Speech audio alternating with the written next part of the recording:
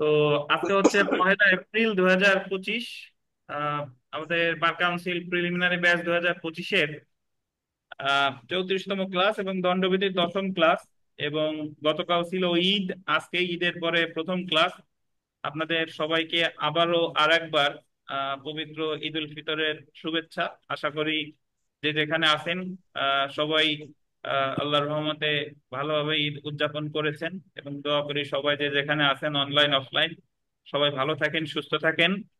এবং এই মুহূর্তে সুস্থ থাকাটা খুব বেশি জরুরি। তো আপনাদের সুস্বাস্থ্য এবং মানসিক শান্তি কামনা করে আমরা আজকে ক্লাসটা শুরু করি। দেখেন, তো গতদিন আমরা নিন্দনীয় নরহত্যা এবং খুন এই সম্পর্কে বিস্তারিত আলোচনা করেছিলাম, যেখানে 299, 300, 301, 302 এই ধারা পর্যন্ত আলোচনা করেছিলাম, এবং 303 ধারাটাও পড়েছিলাম, যেখানে আমরা পড়েছিলাম যে আহ যাবজ্জীবন কারাদণ্ডপ্রাপ্ত ব্যক্তি যদি কাউকে হত্যা করে তাহলে একমাত্র শাস্তি হচ্ছে আপনার আহ মৃত্যুদণ্ড, এবং সেই সাথে হচ্ছে অর্থদণ্ড। যদিও ওখানে অর্থদণ্ড কথাটা লেখা নাই, তথাপি অর্থদণ্ড যুক্ত হবে, কারণ মৃত্যুদণ্ড যেখানে আছে অবশ্যই অর্থদণ্ড সেখানে আছেই। আচ্ছা দেখেন, তো আমরা এখন যে ধারাটা দেখবো সেটা হলো 304-এর ক। দেখেন আপনারা যারা আইন পাঠ নতুন সংস্করণের বই আছে তাদের এই ধারাটা অলরেডি ভালোভাবে আলোচনা করা আছে, বাট আমরা 304-এর ক এখানে যতটুকু আছে ততটুকুই পড়বো। কথা বলেন না। দেখেন, 304 ক, এখানে 304 কতে ব্রাকেট দিয়েছে, বাট অ্যাকচুয়ালি ব্রাকেট হবে না। 304 ক এটা হলো অবহেলার ফলে মৃত্যু ঘটালে, কজিং ডেথ বাই নেগলিজেন্স। অবহেলার ফলে মৃত্যু আসলে কিভাবে? অবহেলার ফলে মৃত্যু সাধারণত এই ধারায় ডাক্তারদের বিরুদ্ধেই মামলা হয়, কিন্তু তার মানে এই না যে এটা শুধু ডাক্তারদের ক্ষেত্রেই প্রযোজ্য। তো বিষয়টা হচ্ছে এরকম যে যদি কোনো ব্যক্তি, বিশেষ করে ধরেন ডাক্তার কাউকে অপারেশন করে আহ, করার ফলে যদি মৃত্যু ঘটে, তখন ডাক্তারের বিরুদ্ধে যদি অবহেলার অভিযোগ এনে মামলা করা হয়, তখন মামলাটা হয় হচ্ছে আপনার 304-এর ক ধারায়। এবং এক্ষেত্রে সাজার পরিমাণ আছে, দেখেন, 5 বছর পর্যন্ত যে কোনো গণনার কারাদণ্ড বা অর্থদণ্ড বা উভয় দণ্ডে দণ্ডিত হবে। এবং সর্বোচ্চ সাজা দেখেন 5 বছর, সর্বোচ্চ সাজা 5 বছর। এবং এটা হচ্ছে জামিনযোগ্য, আপোষ অযোগ্য। একটু লিখে রাখেন, জামিনযোগ্য। 304-এর ক যেটা, এটা হলো জামিনযোগ্য এবং আপোষ অযোগ্য। একটু লিখে রাখেন, জামিনযোগ্য এবং আপোষ অযোগ্য। জি, জামিনযোগ্য এবং আপোষ অযোগ্য।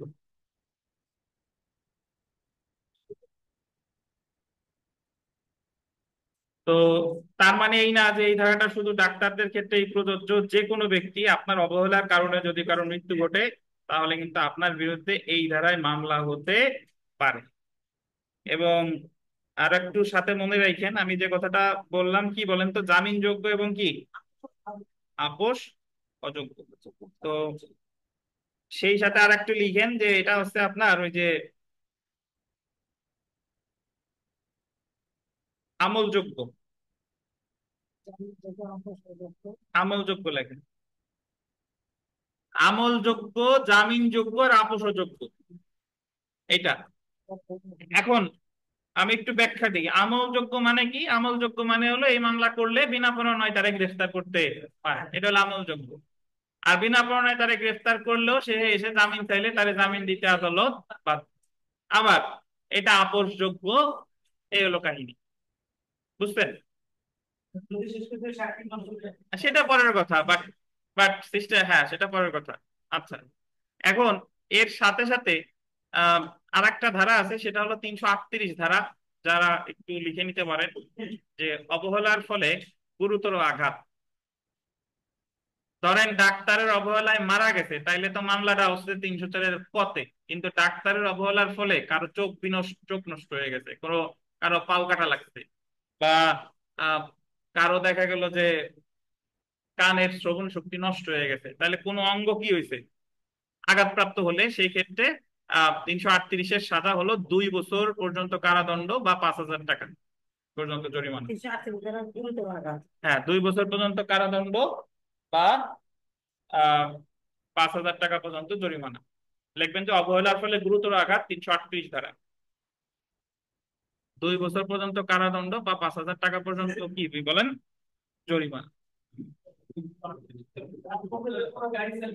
না না না না, রাজপথে গাড়ি চালিয়ে হবে কেন? রাজপথে শুধু 338। অবহেলার ফলে 338 ক বলি নাই, 338, শুধু 338। হ্যাঁ হ্যাঁ, সেটাই তো বললাম, কান দিয়ে ভালোভাবে শুনে না পিস। ঈদের খানা টানা বেশি হয়ে গেছে বোধহয়। হ্যাঁ হ্যাঁ, জামিন যোগ্যই, অত দিয়ে কাজ নাই। যেহেতু কম আছে জামিন যোগ্যই, আপনি জাস্ট এটা মনে রাখেন, ওই 374-এর কম মনে রাখলেই হবে। আর 338-এর যেটা মনে রাখবেন যে অবহেলার ফলে গুরুতর আঘাত, মানে ওই যে যে কথা বললাম যে ডাক্তার তো অবহেলার ফলে কারো অঙ্গহানি হতে পারে না, তো সেই ক্ষেত্রে তো 317-এর কতে আপনি মামলা করতে পারতেছেন না। সেই ক্ষেত্রে মামলা হবে কত ধারায়? 338 ধারায়। এবং সাজা হলো 2 বছর 5,000। 2 বছর 5,000। মারা গেলে 304 ক, জি। বুঝছেন?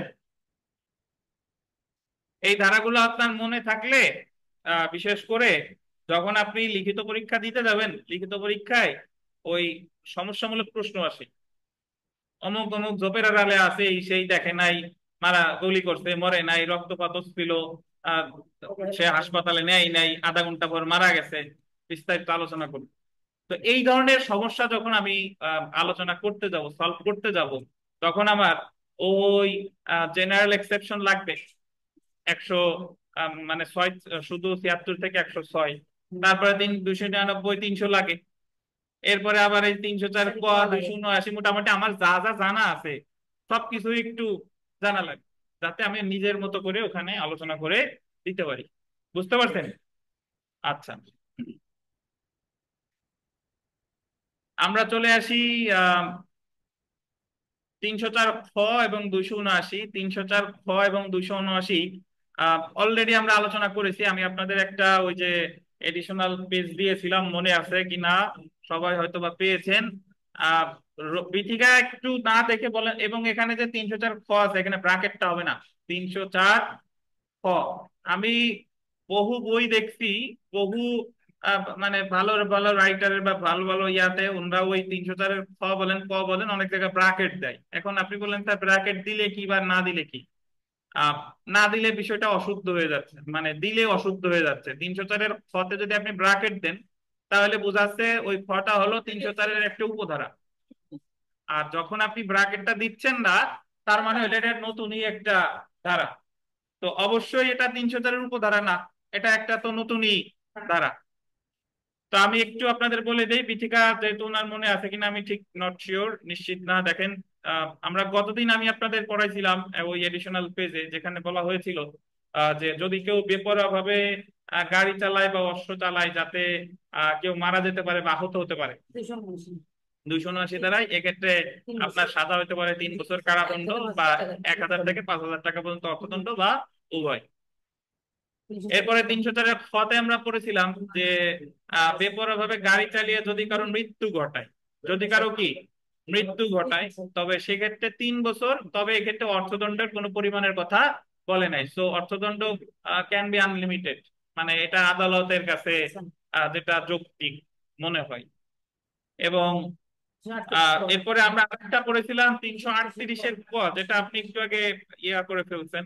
338-এর কথা বলছে যে আপনি মানে গুরুতর, মানে মানে আপনি বেপরোয়া ভাবে গাড়ি চালিয়ে গুরুতর আহত করেছেন। 338 ক, এক্ষেত্রে সাজা 2 বছর বা অর্থদণ্ড বা উভয়। তো এই জিনিসগুলো একটু খেয়াল রাখেন। এবং যে জিনিসটা আপনার মনে রাখা দরকার, সেটা হলো, সবগুলোর মনে রাখার দরকার নাই, জাস্ট 304-এর খ যেটা, এটা একটু মনে রাখেন। এটা হলো যে আপনার আমলযোগ্য এবং জামিনযোগ্য, আপোষযোগ্য, জি। জি, একই, দুইটার নেচারই একই। আমলযোগ্য, জামিনযোগ্য আর আপোষ অযোগ্য। ওই যে 304-এর খ।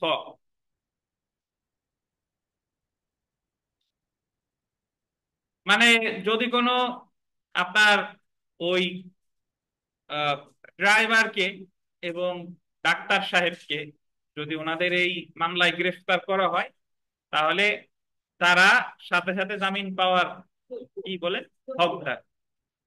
তো এখন এখানে আপনাদের সবাই আমি একটা কথা মনে করাই দিই, সবাই একটু আশেপাশে লিখে রাখেন যে 304 এ বা 304 বি এগুলা কিন্তু নিন্দনীয় নরহত্যা বলে গণ্য হবে না। বুঝতে পারছেন? 304 এ বা 304 বি এগুলা কি বলেন? নিন্দনীয় নরহত্যা নয়। একটু লিখে রাখেন, ওই জায়গায় সংজ্ঞার ভিতরেই বলা আছে যে যেগুলো নিন্দনীয় নরহত্যা নয়। 304 এ এবং 304 বি তে যদি কেউ মারা যায়, এগুলো নিন্দনীয় নরহত্যা নয়। তাহলে বিথিকারে আমি একটা প্রশ্ন করি যে বিথিকা, এগুলো নিন্দনীয় নরহত্যা যদি না হয়, এগুলো কি খুন হতে পারে?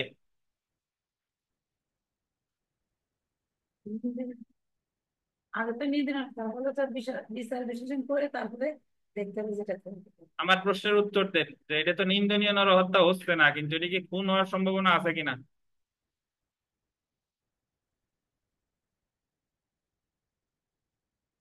হ্যাঁ, গুণে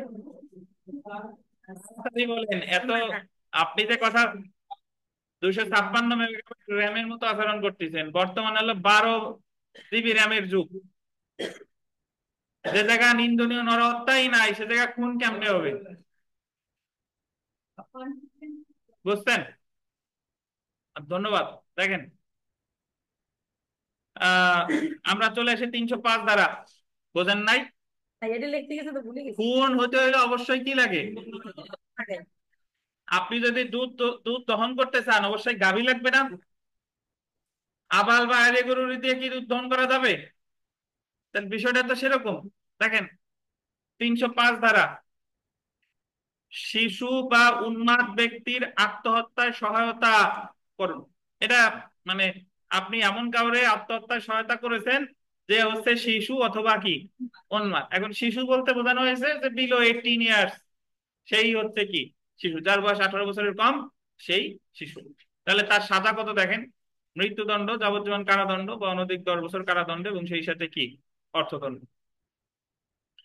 306 ধারাটা দেখেন, আহ আত্মহত্যার সহায়তা করুন, বাট যে কোনো বর্ণনা কারাদণ্ড। এই এই 306 যে আত্মহত্যাটা সহায়তা আপনি করেছেন, এটা হচ্ছে মানে সে 18 বছরের বেশি বয়স বা সে পাগল উন্মাদ না, একজন সে সুস্থ স্বাভাবিক মানুষ। তো তারে সহায়তা যদি করেন, তাহলে যে কোনো বর্ণনা কারাদণ্ড যা কত 10 বছর পর্যন্ত হতে পারে, মানে সর্বোচ্চ কত 10 বছর। এখন আমি একটু আপনাদের ওই শামীম সাহেবরে জিজ্ঞাসা করি। শামীম সাহেব, এই যে যে 305 বা 306 এটা প্ররোচনা, এই প্ররোচনার সাজাটা 109 থেকে 120-এ কেন গেল না? এটা এই 305 এবং 307-এ আছে, ওখানে কেন গেল না বলেন তো দেখি, পারেন কিনা, মনে মনে পড়ে কিনা? মানে আমরা তো জানি প্ররোচনার সাজা আছে 109 থেকে 120, তাহলে এই জায়গায় ওই জায়গায় 109 থেকে 120-এ না গিয়ে 305 306-এ আসলো কেন? এটা হলো আমার প্রশ্ন। এখন কি বুঝতেন না বুঝেন নাই?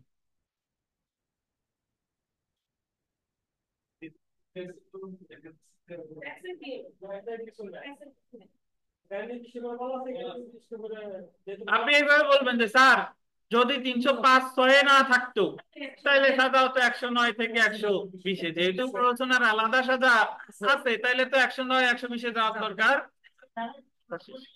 বুঝছেন? 300 সাথে তুমি দেখো তো আছে। আরে হয়তো আমার বিশেষ করে না। বুঝতে পারছেন? 300 এবং এটা আচ্ছা, আমরা একটু চলে এসে 307, গুরুত্বপূর্ণ ধারা। কে আলামিন সাহেব? 10।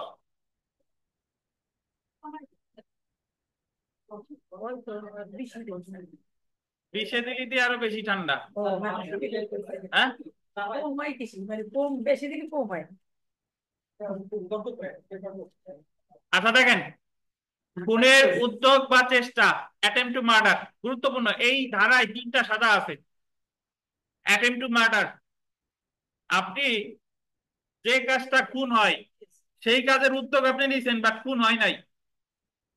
আমি দীর্ঘদিন ধরে পরিকল্পনা করতেছি যে একজন রাজনৈতিক ব্যক্তিকে হত্যা করার, সব পরিকল্পনা করলাম। সে যখন ওই আপনার জনসভায় বক্তৃতা দিতে উঠছে, তখন পল্টন ময়দানে ধরেন আমি এক ছাদের উপর থেকে গুলি করছি, এখন গুলিতে তার টোটালি লাগে নাই, তখন এই উদ্যোগের সাথে একরকম। গুলি লাগছে কিন্তু সে মরে নাই, তখন এই উদ্যোগের সাথে একরকম। গুলি লাগছে, মরে নাই, এবং যে গুলিটা করেছে সে হলো যাবজ্জীবন কারাদণ্ড প্রাপ্ত আসামি, তখন এই উদ্যোগের সাজা একরকম। একটু পড়ি দেখেন। খুনের উদ্যোগ বা চেষ্টা, অ্যাটেম্প টু মার্ডার, প্রথম যেটা অর্থদণ্ড সহ যে কোনো গণনার 10 বছর পর্যন্ত কারাদণ্ড। এটা হলো ওই যে আমি গুলি করছি, তার টোটালি গুলিটা কি লাগেই নাই, বাট যদি লাগতো সে মারা যেত। তাহলে এই ক্ষেত্রে যে তিনি এই খুনের উদ্যোগটা নিলেন তার সাজা অর্থদণ্ড সহ যে কোনো গণনার কত বছর? 10 বছর। 10 বছর, ঠিক আছে। পরেরটা দেখেন, কোন উদ্যোগের কাজের ফলে যদি গোল দিবেন আঘাত হয়। খুনের উদ্যোগ নিছি, সে মারা যায় নাই, বাট কি হয়েছে? আঘাতপ্রাপ্ত হয়েছে। তাহলে অপরাধী যাবজ্জীবন কারাদণ্ড বা অর্থদণ্ড সহ যে কোনো গণনা 10 বছর পর্যন্ত কারাদণ্ড। আমরা আবার বাংলা সিনেমায় ফেরত যাই। বাংলা সিনেমায় ওই আপনার বহু জায়গায় দেখবেন যে পাঠাইছে নায়ক রে যে অমুক রে যাই মারি আসুক, তো যাই গুলি করছে কিন্তু শেষ পর্যন্ত বেঁচে গেছে। তো সেই ক্ষেত্রে সাজা কত? সেই ক্ষেত্রে সাজা যাবজ্জীবন কারাদণ্ড বা 10 বছর পর্যন্ত কারাদণ্ড। আপনারা হয়তোবা দেখেন নাই, কেউ আলামিন সাহেব দেখছেন কিনা আমি জানি না, বা অন্যরা গডফাদার সিনেমা কেউ দেখছেন? গডফাদার ইংলিশ সিনেমা, সর্বকালের সর্বশ্রেষ্ঠ সিনেমা, মানে ওই যে আইএমডিবি রেটিং আছে সেই। হ্যাঁ, হ্যাঁ, তো সেই সিনেমায় ওই 1972 73 সালে, 71 72 সালের সিনেমা দেখবেন, সময় পেলে দেখবেন, কিছু কিছু সিনেমা দেখবেন, এখান থেকে শেখার অনেক কিছু আছে। তো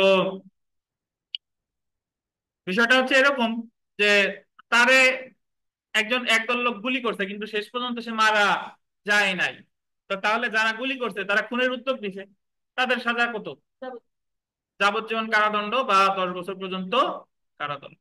আচ্ছা, এখন যদি বিষয়টা এরকম হয় যে যাবজ্জীবন কারাদণ্ডে গোল দিবেন, যাবজ্জীবন কারাদণ্ডে দণ্ডিত ব্যক্তি গোল দিবেন আঘাত দিয়ে, খুনের চেষ্টা করলে তাকে মৃত্যুদণ্ডে দণ্ডিত করা যাবে।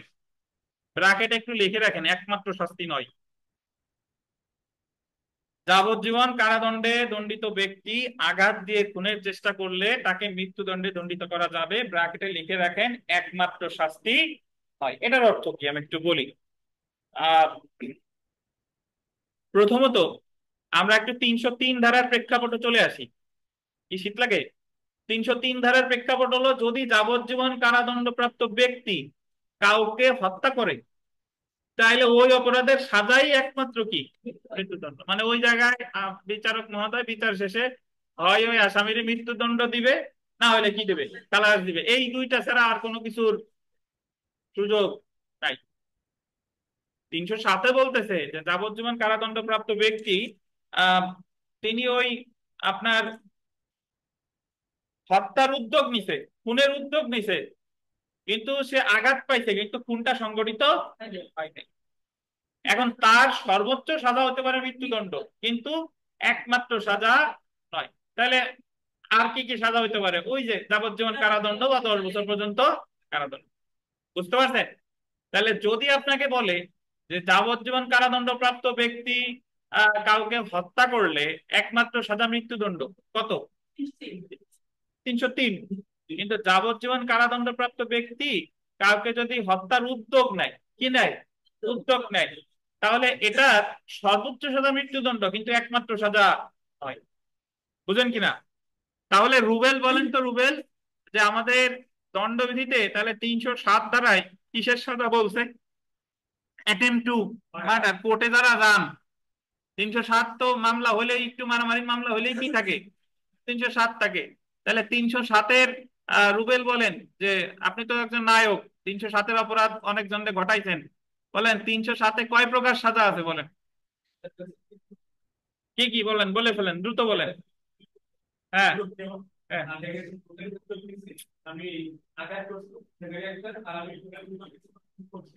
হুম। সাদার কথা বলেন, শুধু উদ্যোগ নিছে, আঘাত টাঘাত করে নাই, 10 বছর আঘাত করছে, উদ্যোগ নিছে, আঘাত করছে, 10 বছর যাবজ্জীবন বা 10 বছর। আর যাবজ্জীবন কারাদণ্ডপ্রাপ্ত ব্যক্তি খুনের উদ্যোগ নিছে, আঘাত করছে, তাইলে সাজা কত? মৃত্যুদণ্ড। বাট একমাত্র সাজা, বুঝতেন? হ্যাঁ, তিনটে একসাথে হবে না, তিনটের যে কোনো একটা। 308 ধারাটা একটু লিখতে হবে, 308 ধারা তাদের লেখা আছে, লেখার প্রয়োজন নাই। 308 ধারা হলো নিন্দনীয় নরহত্যার উদ্যোগ। নিন্দনীয় নরহত্যার উদ্যোগ ইংরেজিতে হচ্ছে attempt to culpable homicide. Attempt to culpable homicide লেখেন।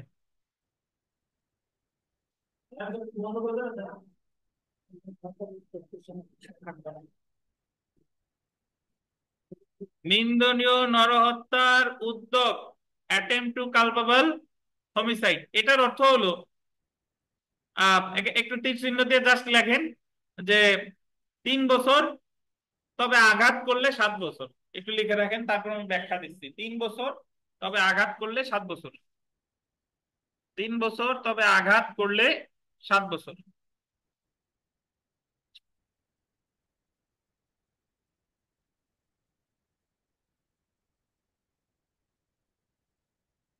আচ্ছা, এটা হলো যে ধরেন দুইজনের মধ্যে হঠাৎ বাক বিতণ্ডা হলো, হঠাৎ। তো একজন আর একজন মানে এই বাক বিতণ্ডার ফলে এমন উত্তেজিত হইছে যে বললো যে তারা, তুই আমারে এমন কথা বললি, তোরে আজকেই আমি, ধরেন তার ওই কোমরে পিস্তল গোজা ছিল, যে পিস্তল দিয়ে তোরে আজকেই গুলি করে হত্যা করবো। তো এই পরিস্থিতিতে যদি গুলি করে হত্যাটা করতো, এটা খুন হতো না, এটা নিন্দনীয় নরহত্যা হতো। কেন জানেন? কারণ ওই যে গ্রেভ এন্ড সাডেন প্রভোকেশন। কিন্তু দেখা গেল যে গুলি করতে লাগে নাই, সে সরে গেছে, তাহলে সে যদি গুলি করার পর মারা যেত, নিন্দনীয় নরহত্যা হতো। কিন্তু তাহলে মারা যেহেতু যায় নাই, তাহলে কি হয়েছে? নিন্দনীয় নরহত্যার উদ্যোগ। তাহলে সাজা কত? 3 বছর। বুঝতে পারছেন? আর গুলি করছে কিন্তু ধরেন সে মারা যায় নাই, তার হাতে লাগুক, পায়ে লাগুক, হালকা আঘাত হইছে, তাহলে তার সাজা হবে কত? 7 বছর। তাহলে আমরা সবাই মোটামুটি যে জিনিসটা জানি সেটা হলো যে নির্দলীয় নরহত্যার, সরি, অ্যাটেম্প টু মার্ডারের সাজা জানি 307, কিন্তু অ্যাটেম্প টু কালপেবল হোমিসাইড এটা অনেকেই আমরা জানি না। তো অ্যাটেম্প টু কালপেবল হোমিসাইডের সাজা কত? 3 বছর। আর যদি আঘাত করে তাহলে কয় বছর? 7 বছর। আশা করি বুঝতে পারছেন।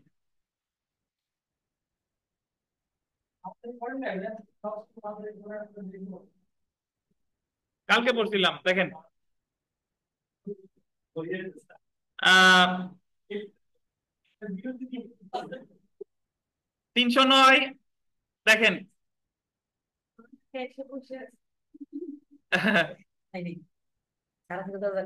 আত্মহত্যার প্রচেষ্টা না, সবার আগে আছে দেলোয়ার, আমিও আসছি 9টা 20-এর দিকে। 309 ধারা দেখেন, আত্মহত্যার প্রচেষ্টা, অ্যাটেম্প টু কমিট সুইসাইড। আচ্ছা, তো এটা আমাদের ওই, আপনারা যখন ভাইবা বোর্ডে যাবেন, তখন ভাইবা বোর্ডে বিচারক মহোদয় জিজ্ঞাসা করে যে বলেন তো এমন কোন অপরাধ আছে যে ঘটনা ঘটে গেলে সাজা পায় না, কিন্তু সে ব্যর্থ হইলে সাজা হয়। তখন বলতে হবে আমার কত? 309।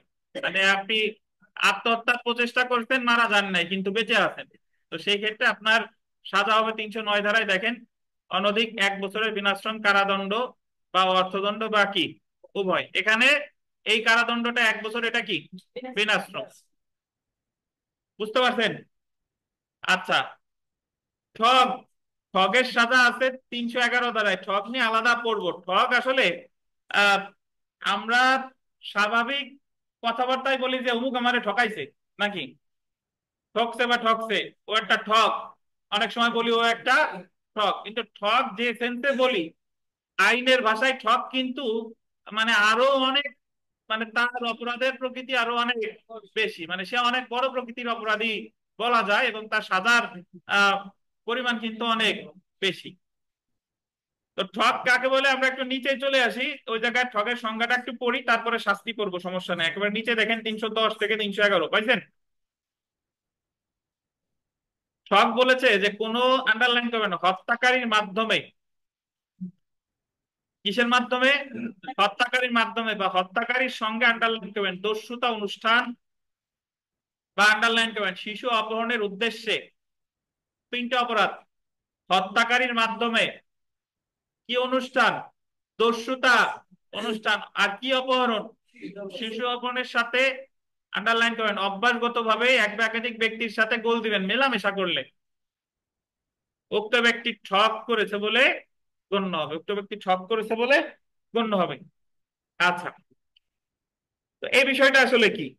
এই বিষয়টা হলো যে আপনি নিজে শিশু অপহরণ করেন নাই, আপনি নিজে খুন করেন নাই, কিন্তু আপনি এমন মানুষের সাথে মেলামেশা করেন যারা হলো হত্যাকারী, যারা হলো দস্যুতা অনুষ্ঠান করতে পারে, যারা হলো কি শিশু অপহরণ করতে পারে বা করেছে আগে, এরকম লোকের সাথে যদি অভ্যাসগতভাবে মেলামেশা করেন, তাহলে আপনি কি ঠক। ওই যে সৎসঙ্গে স্বর্গবাস, অসৎসঙ্গে সর্বনাশ, বিষয়টা হলো তাই। তো আপনি যদি অপরাধ নাও করেন, আপনি তাহলে খারাপ লোকের সাথে মেলামেশা করলে ধরে নেওয়া হবে আপনি কি করছেন, ঠগ করেছেন।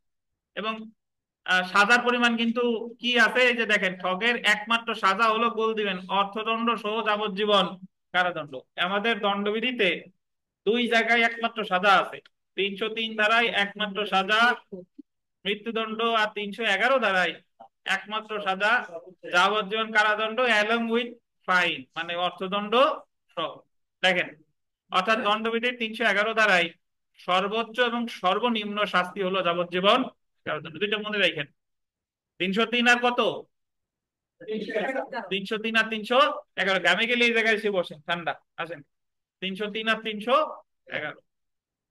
বিকাশ সাহেব বলেন, আপনার তো চার্জ বেড়ে গেছে, আগে 5 টাকা কাটতো সেন্ট মানি, এখন 10 টাকা হয়ে গেছে।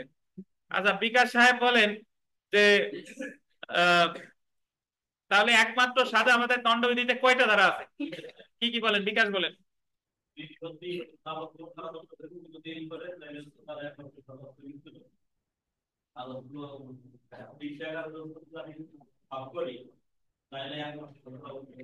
অবশ্যই সাথে কি থাকবে, অর্থদণ্ড থাকবে। ধন্যবাদ।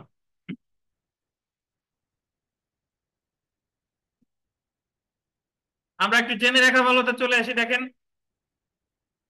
নতুন বইতে অনেক আলোচনা আছে, অত না পড়লেও হবে, এই জায়গা যতটুকু আছে অ্যাটলিস্ট পাশের জন্য এতটুকুই যথেষ্ট। দেখেন, আমরা তো ধারা বাদ দিচ্ছি না, সমস্যা নাই। ধারা 304 ক, অবহেলার ফলে মৃত্যু ঘটালে, কজিং ডেথ বাই নেগলিজেন্স, তা যদি দরকার হয়, দরকার হলে বানাই খান।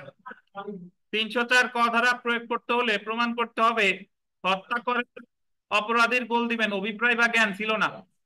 304-এর কতে আপনার একটা জিনিস মনে রাখতে হবে, সেখানে কি ছিল না, হত্যা করার কোনো অভিপ্রায় বা জ্ঞান ছিল না, কিন্তু তার কি ছিল, অবহেলা ছিল, এবং অবহেলার কারণে মৃত্যু হয়েছে। যেমন ডাক্তারদের অবহেলা। আমি আবারও বলি যে আমরা যখন জেনারেল এক্সেপশন পড়েছি, আমরা বেশ কয়েকটা ধারায় ডাক্তারের কথা পাইছি, আবার এই যে 304-এর কতে ডাক্তারের কথা পেলাম। তো তার মানে এই না যে ধারাগুলো শুধু ডাক্তারদের ক্ষেত্রেই প্রযোজ্য, যে কোনো ব্যক্তির ক্ষেত্রেই প্রযোজ্য হতে পারে প্রেক্ষাপট অনুসারে। বুঝছেন? আচ্ছা, 304 ক ধারায় মৃত্যু ঘটনার অভিপ্রায় বা জ্ঞান ছিল কি ছিল না তা বিবেচ্য বিষয় না। তাহলে আমাদের পরীক্ষায় যদি প্রশ্ন আসে যে 304 ক ধারায় অবহেলার ফলে যে মৃত্যু ঘটানো, এই জায়গায় কি মৃত্যু ঘটানোর অভিপ্রায় থাকতে হবে কিনা, মৃত্যু ঘটানোর অভিপ্রায় থাকতে হবে না, এ জায়গায় শুধু কি থাকবে, অবহেলা। এ জায়গায় শুধু অবহেলা। কি পান না বইতে? আচ্ছা, না পাইলে সমস্যা নাই, যা পড়ছি আছে, ও তো বিস্তারিত আছে, এত বিস্তারিত করার প্রয়োজন নাই। আছে আছে আছে আছে 305 থেকে 306 দেখেন, আত্মহত্যার সহায়তা বা প্ররোচনা অলরেডি পড়েছি, যে 305 ধারায় নিম্নলিখিত ব্যক্তিদের আত্মহত্যায় প্ররোচনা করা শাস্তিযোগ্য অপরাধ। 18 বছরের কম বয়স্ক কোনো ব্যক্তি উন্মাদ বা ইনসেন, এটা গোল দিয়েন। ইনসেন মানে কি? উন্মাদ। শামীম, ইনসেন মানে কি? উন্মাদ, বিকারগ্রস্ত। দেখেন ডেলিরিয়াস, ইংলিশটা মনে রাখতে হবে। বোকা বা জড়বুদ্ধ কি? ইডিয়াট। এটা তো মোটামুটি আমরা সবাই জানি। কোন উন্মত্ততা বা মাতাল ব্যক্তি, ইনটক্সিকেটেড পারসন, এইগুলা, এই সকল ব্যক্তিদের যদি আপনি কি করেন, আত্মহত্যায় প্ররোচনা দেন। তারপরে দেখেন যে 305 ও 306 ধারার মধ্যে পার্থক্য হলো, 305 ধারায় শিশু বা উন্মাদ ব্যক্তিকে আত্মহত্যায় সহায়তাকরণ শাস্তিযোগ্য, অন্যান্য ক্ষেত্রে আত্মহত্যায় সহায়তা 306 ধারায় শাস্তিযোগ্য। বুঝতেন? 305 ধারায় শিশু বা উন্মাদ ব্যক্তির আত্মহত্যায় সহায়তাকরণের জন্য সর্বোচ্চ শাস্তি কি? মৃত্যুদণ্ড। এবং 307 ধারায় অ্যাটেন্ড বাই লাইফ কনভিক্টস, যাবজ্জীবন কারাদণ্ডে দণ্ডিত ব্যক্তি আহ আঘাত দিয়ে খুনের চেষ্টা করলে সর্বোচ্চ সাজা কি? মৃত্যুদণ্ড। দণ্ডিত করা যাবে, কিন্তু 307-এর একমাত্র সাজা কিন্তু মৃত্যুদণ্ড না। আবারও বলে রাখি, 303-এর একমাত্র সাজা মৃত্যুদণ্ড, কিন্তু 307-এর একমাত্র সাজা মৃত্যুদণ্ড না।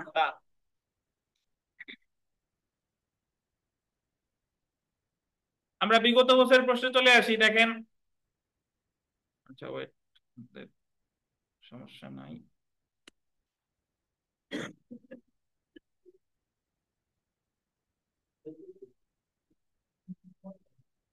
হ্যাঁ, আজকে তো সকাল থেকেই ছিল না অনেকক্ষণ।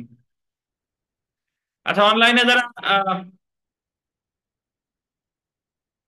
যারা আছেন শুনতে পাচ্ছেন তো ভাই? অনলাইনে যারা জি আছেন? স্যার, শুনতে পাচ্ছি স্যার স্যার। শোনা যাচ্ছে, শোনা ওকে, যাচ্ছে ধন্যবাদ। স্যার। ধন্যবাদ। ধন্যবাদ। জি স্যার, জি স্যার।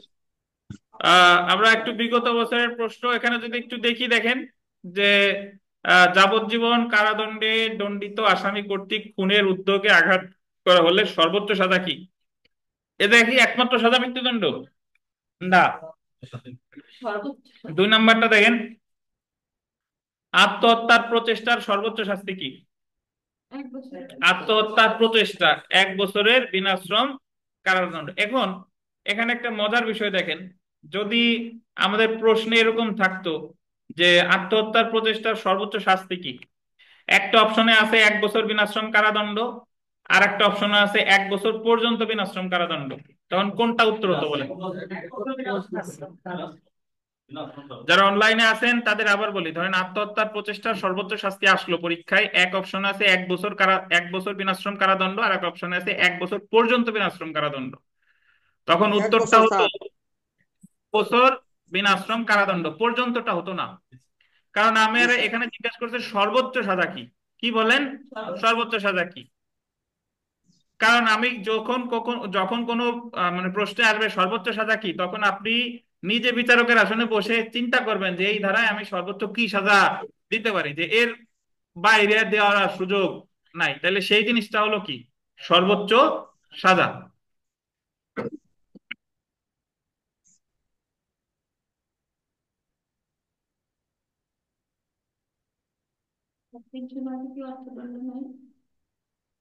জি,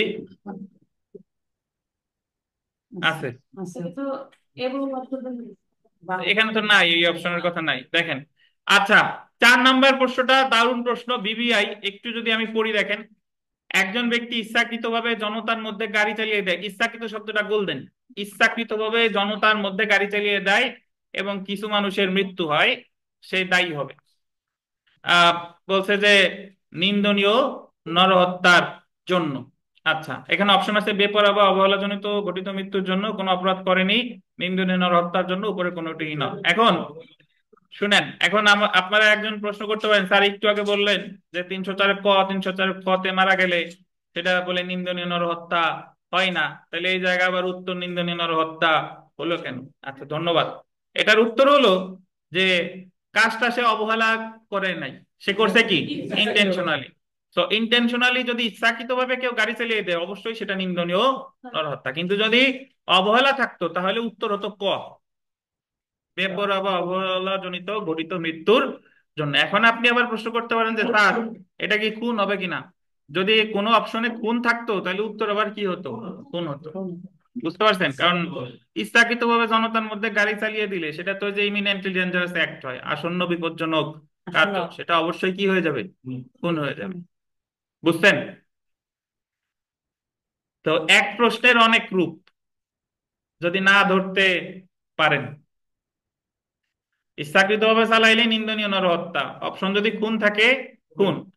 আর অবহেলাজনক ভাবে রাস্তায় কেউ মারা, মানে আপনার গাড়ির নিচে মারা গেছে বা ডাক্তারের অবহেলার কারণে মারা গেছে, তখন কিন্তু সেটা নিন্দনীয় নরহত্যাও না, খুনও না, সেটা হলো কি বেপরোয়া বা অবহেলাজনিত ঘটিত মৃত্যুর জন্য আর কি। হ্যাঁ হ্যাঁ, বুঝছেন? আচ্ছা, 5 নাম্বার প্রশ্নটা দেখেন। দণ্ডবিধির 304 ক ধারায় অবহেলার ফলে মৃত্যু ঘটানোর জন্য কোনো ব্যক্তিকে দণ্ডিত করতে হলে হত্যার ক্ষেত্রে, এটাও গুরুত্বপূর্ণ দেখেন, অভিপ্রায় বা জ্ঞান থাকার প্রয়োজন নাই, অবহেলা থাকতে হবে। 304 ক মানেই অভিপ্রায় বা জ্ঞান থাকার প্রয়োজন নাই, কিন্তু কি থাকতে হবে, অবহেলা, গুরুত্বপূর্ণ। 6 নাম্বার প্রশ্নটা দেখেন, যে চিকিৎসা অবহেলাজনিত কারণে যদি কোনো ব্যক্তি মারা যায়, তাহলে ডাক্তারকে দণ্ডবিধির কোন ধারায় দণ্ডিত করা যায়, কত ধারায়? 304 ক। বাট আপনি ওই জায়গায় যদি তল্লাশি করে ডাক্তার খুঁজেন, ডাক্তার শব্দ কিন্তু ওই জায়গা নাই। ঠিক আছে। 11 নাম্বার প্রশ্নটা দেখি। 11, যে শিশু বা উন্মাদ ব্যক্তির আত্মহত্যায় সহায়তা করলে সর্বোচ্চ শাস্তি হতে পারে কি, অর্থদণ্ড সহ মৃত্যুদণ্ড। ধরেন এক অপশনে আছে মৃত্যুদণ্ড, আর এক অপশনে আছে অর্থদণ্ড সহ মৃত্যুদণ্ড, তাহলে উত্তর হবে কি, অর্থদণ্ড সহ মৃত্যুদণ্ড। এগুলা মনে রাখবেন। আচ্ছা, 17 নাম্বার প্রশ্নটা একটু পড়বো। 3টে স্টার দিয়েন ভিভিআই, যে পলাশ মামুনকে হত্যার উদ্দেশ্যে এরূপ অবস্থায় তার প্রতি গুলি ছোড়ে যে সেটার ফলে মামুনের মৃত্যু হতো। গুলি ছোড়ছে বাট মামুন মারা যায় না, বাট গুলি যদি লাগতো মামুন কি মারা যেত। তাহলে পলাশ খুনের অপরাধে দোষী সাব্যস্ত হতো। পলাশ দণ্ডবিধির কোন ধারায় অপরাধ করেছে বলে কোন হবে, কত ধারা? 360। শামীম সাহেব বলেন তো, এই যে যে প্রশ্নে আমরা যতটুকু পড়ছি, প্রশ্ন পাইছেন খুঁজে, প্রশ্নে যতটুকু পাইছি এই জায়গায় পলাশের সাজা কতদিন হইতে পারে বলেন? ওনারা বলতে দেন, কেউ বলেন না। শামীম বলেন। 10 বছর। কেন 10 বছর, ব্যাখ্যা দেন। উদ্যোগ নেছে। আচ্ছা, ধন্যবাদ। যদি ওই মামুনের হালকা গুলি লেগে আঘাত হইতো, তাহলে সাজা কি হতো? তাহলে পলাশের সাজা হতো যাবজ্জীবন বা 10 বছর পর্যন্ত। আর পলাশ যদি যাবজ্জীবন কারাদণ্ডপ্রাপ্ত আসামি থাকতো এবং গুলি করতে মামুন মারা যায় নাই, বাট মামুন হালকা আঘাতপ্রাপ্ত হয়েছে, তাহলে পলাশের সর্বোচ্চ সাজা হতো কত, হতো কি, মৃত্যুদণ্ড।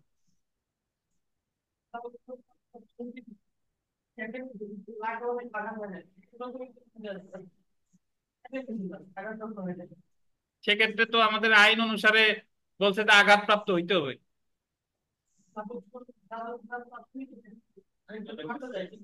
আঘাত হয়নি, তাহলে সর্বোচ্চ যাবজ্জীবন কারাদণ্ড। হ্যাঁ, আঘাত শব্দটা আছে, দেখেন মূল ধারায় আঘাত আছে।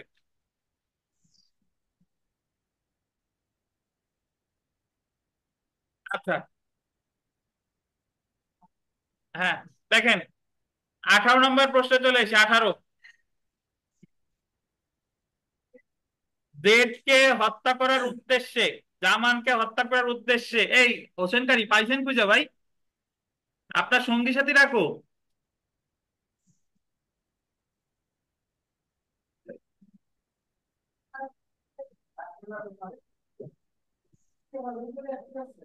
ওই এরশাদ শিকদারের নাম শুনছেন? 1999 2000 সালে ওই উনার একটা গান, ওই আমলে একটা গান চলতো, আমি তো মরে যাব।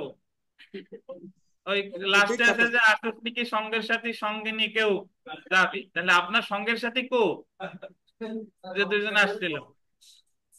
হ্যাঁ, দেখেন ঠিক আছে, দেখেন জেডকে হত্যা করার উদ্দেশ্যে আরিফ এরূপ অবস্থায় তার দিকে গুলি ছোড়ে যে সেটার আহ, আহ, ছড়ে, যদি সেটার ফলে মৃত্যু ঘটে তাহলে এই খুনের অপরাধে দোষী সাব্যস্ত হতো। এর অপরাধ কি, খুনের উদ্যোগ। এটা তো আমরা মোটামুটি জানি। এছাড়া ঠগের প্রশ্নটা একটু দেখেন। ঠগের যদি বলে, ঠগের সংখ্যা কত, 311। 310। ঠগের শাস্তি কত, 311। এটা মনে রাখেন। আর ঠগের সর্বোচ্চ শাস্তি বললে যাবজ্জীবন কারাদণ্ড। যদি ধরেন এক অপশনে, আমি এখানে যে বিষয়টা আছে আর কি, এখানে আছে যে মৃত্যুদণ্ড, যাবজ্জীবন কারাদণ্ড।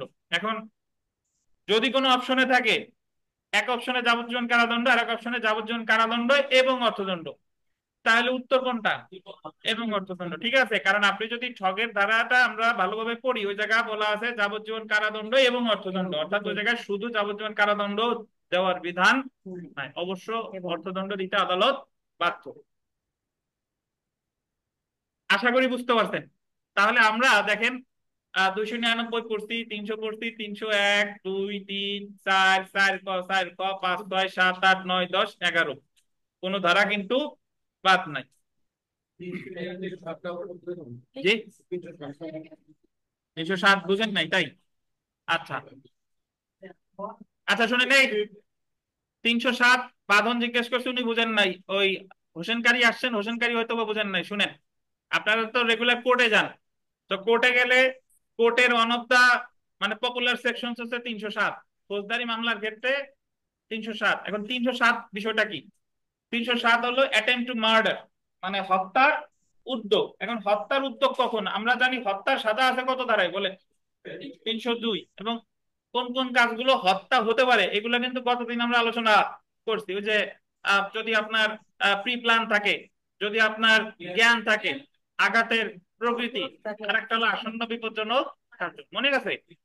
এখন ধরেন আপনি একজনকে হত্যার উদ্যোগ নিছেন, মানে হত্যা করতে গেছেন, সরি হত্যা করতে গেছেন। এখন আমরা যে সিনেমাগুলোতে দেখি যে পরিকল্পনা করছে, ও যে অমুক দূর থেকে গুলি করতে গেছে একজনকে, কিন্তু লেগে গেছে আর একজনের, বা গুলি করছে গুলিটা কারোরই লাগে নাই, ধরেন কারোরই লাগে নাই, যারে তাক করছিলাম তারে লাগে নাই, কিন্তু যদি লেগে যেত তাহলে আমি কিসের জন্য দণ্ডিত হইতাম?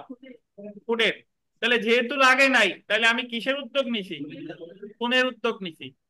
যেহেতু কারো লাগে নাই কিন্তু লাগলে মারা যাইতো, তো আমি খুনের উদ্যোগ নিছি, শুধুমাত্র এইটার জন্য আমার সাজা হলো 10 বছর পর্যন্ত। কত বছর? 10 বছর।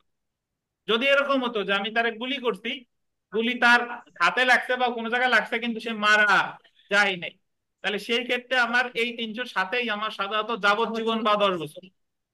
বুঝতেন? আঘাত টাঘাত না হইলে কত বছর? 10 বছর। আর আঘাত হইলে যাবজ্জীবন বা 10 বছর। বুঝতেন না? আর যে এই যে যে কাজটা করছে সে যদি যাবজ্জীবন কারাদণ্ডপ্রাপ্ত আসামি, দাগী আসামি, মানে এর আগেও সে আরো অনেক অপরাধ করছে এবং সে যাবজ্জীবন কারাদণ্ডপ্রাপ্ত আসামি, তাহলে সে গুলি করছে এবং আঘাতপ্রাপ্ত হইছে, তাহলে তার ক্ষেত্রে সর্বোচ্চ সাজা হতে পারে মৃত্যুদণ্ড বা যাবজ্জীবন কারাদণ্ড বা অর্থদণ্ড। বুঝতে পারছেন? তাহলে 307-এর সাজা আছে মোট কয়টা? শুধু উদ্যোগ নিচ্ছেন 10 বছর, আঘাত করছেন যাবজ্জীবন 10 বছর, যাবজ্জীবন কারাদণ্ডপ্রাপ্ত ব্যক্তি আঘাত করতেন মৃত্যুদণ্ড সর্বোচ্চ সাজা, বাট একমাত্র নয়। ধন্যবাদ। আমরা চলে আসি কজিং মিসক্যারিজ।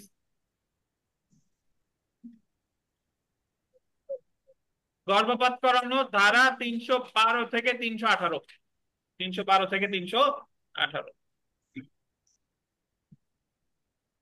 নারীর কুল দিবেন সম্মতি নিয়ে গর্ভপাত করানোর ক্ষেত্রে 312 ধারা, নারীর কুল দিবেন সম্মতি ছাড়া গর্ভপাত করানোর ক্ষেত্রে 313 ধারা, এবং সম্মতি থাক বা না থাক গর্ভপাত করানোর ফলে যদি মৃত্যু হয় তাহলে সাজা আছে 314 ধারায়।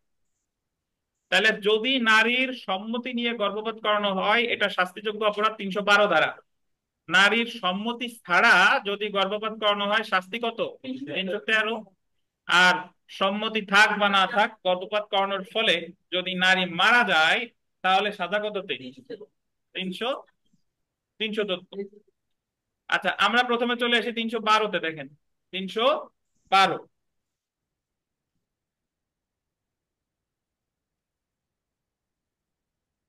নারীর সম্মতি সহ গর্ভপাত করানো। তার আগে একটা জিনিস আমি একটু বলে রাখি, গর্ভপাত অপরাধ, গর্ভপাতটা যদি ওই নারীর জীবন রক্ষার জন্য দরকার হয়, স্বাস্থ্যের জন্য দরকার হয়, তখনই ওই গর্ভপাতটার বৈধ। আর অন্যান্য সকল ক্ষেত্রে ওই গর্ভপাতটা কি? অবৈধ। আর যে কাজটা শুরু থেকেই অবৈধ সম্মতি কখনো সেটাকে বৈধতা দিতে পারে না। কোথায় পড়েছি বলেন? 81 ধারা স্যার। 91। 91 ধারা। কত ধারা? 91। ওই 91 জেনারেল স্যার, 91। 91। আচ্ছা, ধন্যবাদ। তো নারীর জীবন রক্ষার গোল দিবেন সরল বিশ্বাস ছাড়া, উইদাউট গুড ফেইথ, যদি কোনো ব্যক্তি কোনো নারীর গর্ভপাত করায়, অন্তঃস্থ দিবেন, রস্যই না, করায়, কজিং মিসক্যারিজ, তাহলে উক্ত ব্যক্তি 3 বছর পর্যন্ত যে কোনো বর্ণনার কারাদণ্ডে দণ্ডিত হতে পারে, বা অর্থদণ্ড বা উভয়। কিন্তু যদি মহিলা সন্তানের গোল দিবেন বিচলন, কুইক উইথ চাইল্ড অনুভব করে, যদি গর্ভপাত করাইছে বাট সন্তানের বিচলন অনুভব করেছিল, বিচলন অনুভব করে ইংরেজিতে কি বলে? কুইক উইথ চাইল্ড, তাহলে অর্থদণ্ড সহ কত? 7 বছর পর্যন্ত হতে পারে।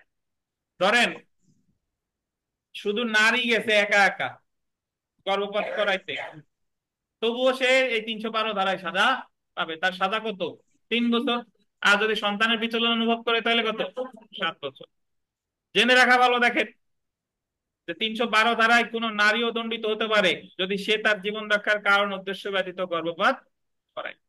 তাহলে 312 ধারায় স্বয়ং নারীও দণ্ডিত হতে পারে। আর 312 ধারার সাজা কয় প্রকার? 2 প্রকার। এমনিতে 3 বছর, আর কুইক কুইক চাইল্ড হলে কত? 7 বছর। কি ব্যথা উঠছে নাকি আপনার? আচ্ছা, ওই যে ইয়ে আছে না, মানে হাইটেন হাসেন না, কথা আপনারা খারাপ সেন্সে নিয়েন না। ওই যে কি জানো নেয় না ভাই, হিজামা না কি জানো নাই, ওই যে হিজামা, ওইটা নিলে কমবে নাকি?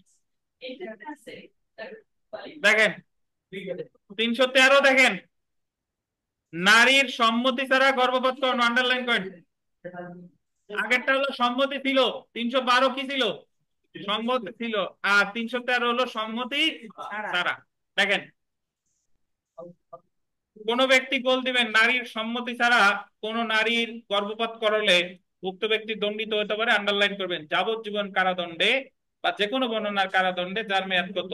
10 বছর পর্যন্ত, এবং সেই সাথে অর্থদণ্ড। তাহলে এখানে আপনাদের এতদিনে পড়ে পড়ে মুখস্থ হয়ে যাওয়ার কথা, যদি সম্মতি থাকে তাহলে 3 বছর, 7 বছর, বিচলন অনুভব করলে 7 বছর, 312। স্বয়ং নারীও দণ্ডিত হতে পারে 312। আর যদি সম্মতি না থাকে তাহলে যাবজ্জীবন কারাদণ্ড অথবা কত? 10 বছর, এবং কি অর্থদণ্ড। কত ধারা? 313। আচ্ছা, 314 ধারা দেখেন, গর্ভপাত করানোর উদ্দেশ্যে সম্পাদিত কাজের ফলে মৃত্যু। গর্ভপাত করানোর ফলে যদি আহ ওই নারী যদি কি মারা যায়, শিশু সহ লেখা আছে, শিশু সহ কেটে লেখেন সম্মতি সহ। শিশু সহ কেটে লেখেন, কি লিখবেন? সম্মতি সহ।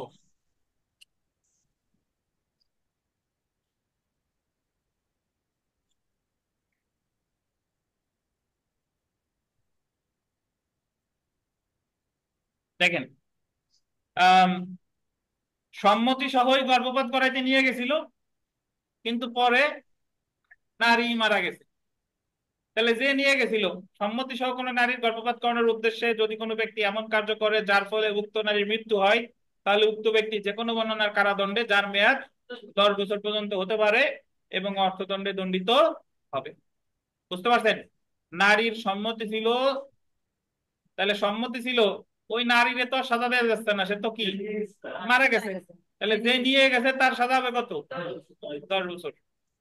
আর যদি নারীর সম্মতি ছাড়া কার্যটি করা হয়, সম্মতি ছাড়া যদি কার্যটি করা হয় এবং সে মারা গেছে, তাহলে যাবজ্জীবন কারাদণ্ড বা যে কোনো বর্ণনার 10 বছর পর্যন্ত কারাদণ্ড, এবং সেই সাথে কি বলেন? অর্থদণ্ড। তাহলে এখানে মোট 3টা ধারা আছে।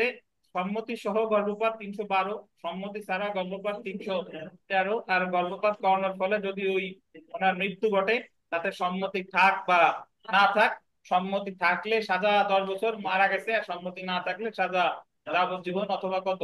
10 বছর। বুঝতে পারছেন? জেনে রাখা ভালো, দেখেন যে 314 ধারায় অপরাধীকে দণ্ডিত করার ক্ষেত্রে এটা অপরিহার্য নয় যে অপরাধী জানতো যে এমন কার্য সম্ভবত মৃত্যু ঘটবে। মানে তার জানার দরকার নাই যে এমন কার্য মৃত্যু ঘটাবে কি ঘটাবে না, সে গর্ভপাত করতে নিয়ে গেছে, এটাই মূল কথা। বুঝতে পারছেন? তাহলে আমাদের বিথিকা একটু 312, 13, 14টা একটু বলেন বিথিকা, আমার কথা শুনেন।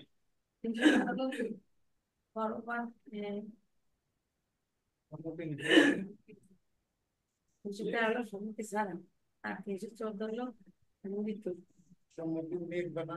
মৃত্যু।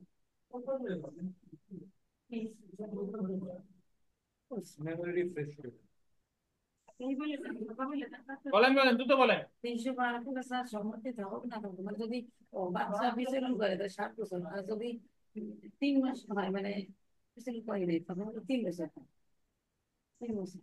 আর মৃত্যুদণ্ড ভারতে নিয়ে গেছে 15 ধারায়, কিন্তু সে চায় না যে মৃত্যু হবে, সে কিন্তু মরে গেছে, তাহলে যাবতীয় 10 বছর। তাহলে হয়েছে বলেন যে ওনার হয়েছে। 14 ধারা যাবতীয় 10 বছর। হয়েছে কিন্তু ধোঁয়ার গন্ধ হয়ে গেছে খাবারে নাকি দেখেন তো। আপাতত যেটা মনে রাখবেন যে 312 নারীর সম্মতি ছিল 3 বছর 7 বছর, 3 বছর 7 বছর যদি সন্তানের বিচলন অনুভব করে 7 বছর। এখন এখানে 312-র ব্যাখ্যা আমি একটু বলে দিই শুনেন। বিষয়টা এরকম যে একজন লোক ওই নারীর সম্মতি নিয়ে গর্ভপাত করতে গেছে, তাহলে সে দণ্ডিত হবে 3 বছর অথবা কত 7 বছর। আর যদি স্বয়ং নারী যাইতো তাহলে নারীরও 3 বছর অথবা 7 বছর। কিন্তু নারীর সম্মতি নিয়ে গেছে আর একজন, সেই ক্ষেত্রে কি নারীর সাজার কথা এই ধারায় বলা হয় নাই। বুঝতে পারছেন? আচ্ছা, 313 নারীর সম্মতি ছিল না, তাহলে যাবজ্জীবন বা 10 বছর। আর 314 নারীর সম্মতি মানে থাক বা না থাক, মারা গেলে সম্মতি থাকলে 10 বছর, আর সম্মতি না থাকলে যাবজ্জীবন বা 10 বছর। এই হলো কথা। পল্লব বিশ্বাস কি বলবেন বলেন। স্যার এখানে আমি একটা বিষয় জানতে চাচ্ছি যে এখানে যখন গর্ভপাত হচ্ছে, এক হচ্ছে নারী, দ্বিতীয় হচ্ছে যদি কেউ করাইতে নিয়ে যায়, তৃতীয় হচ্ছে ডাক্তার মানে যে করাচ্ছে। এখানে এরা কি এই তিনজনই স্যার সেম ভাবে এখানে লায়াবল হবে, নাকি তিনজনের জন্য আলাদা আলাদা ইয়ে হবে? আচ্ছা, ডাক্তারের কথা এখানে বলে নাই। মানে শুধু নারীও কি ইনক্লুড না স্যার, যে জি, নিজে গর্ভপাত নিয়ে সে গেছে আর ইনক্লুড যে এবং করতে গেছে তারা। হুম, আর যে করতে নিয়ে গেছে জি, দুইজন আর কি স্যার। হ্যাঁ হ্যাঁ হ্যাঁ, দেখেন। Okay sir. 312 ধারায় 2 জন, 13 ধারায় 1 জন, আর আবার 14 ধারায় 2 জন। 14 ধারায় তো মারা গেছেন। একজনই।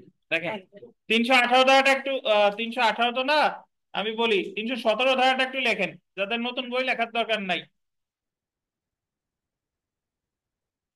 317 ধারা দিয়ে লেখেন যে পিতা বা মাতা অথবা শিশুর দায়িত্ব সম্পন্ন ব্যক্তি কর্তৃক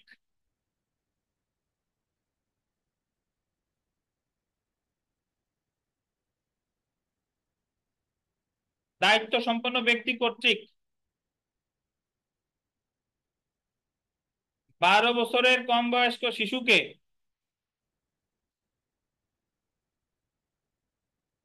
12 বছরের কম বয়স্ক শিশুকে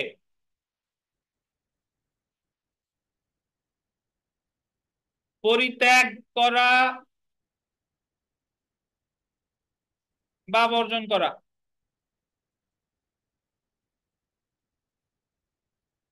ও বর্জন করা, নট বা, পরিত্যাগ ও বর্জন করা।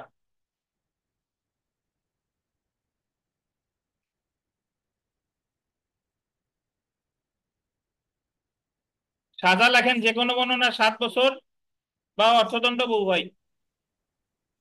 কত যে দ্বারা কোনো স্যার এটা বর্ণনা। বলছেন? জি ভাই, স্যার এটা কত দ্বারা বলছেন? 317।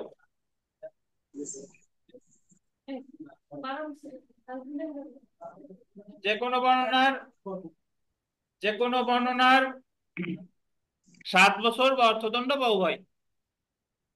এখন 7 বছর পর্যন্ত সংক্ষেপে বলি তো, এখানে পর্যন্ত পর্যন্ত এগুলা কি বলি না, এগুলো ভাবিনি আর ফিক্স না কিন্তু।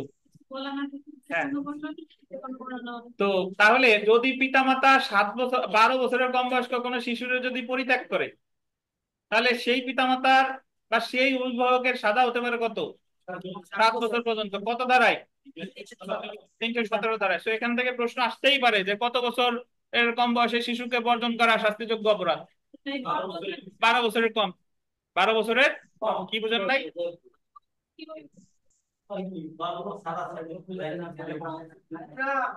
পরিত্যাগ। আপনি বর্জন করে যেভাবে, সেটা হলো আমাদের চারপাশে যা হয়, ওই আপনি শিশুরে বিক্রি করতেছেন, তারপরে টয়লেটে শিশু পাচ্ছেন, ডাস্টবিনে শিশু পাচ্ছেন, বিভিন্ন জায়গা পাচ্ছেন, এগুলাই তো কি বর্জন। ছোট তো ভূমিষ্ঠ হয়েছে, তার বয়স 12 বছরের কম। এ জায়গা তো বলে নাই যে এতদিন থেকে এত বছর, বলছে কি 12 বছরের কম।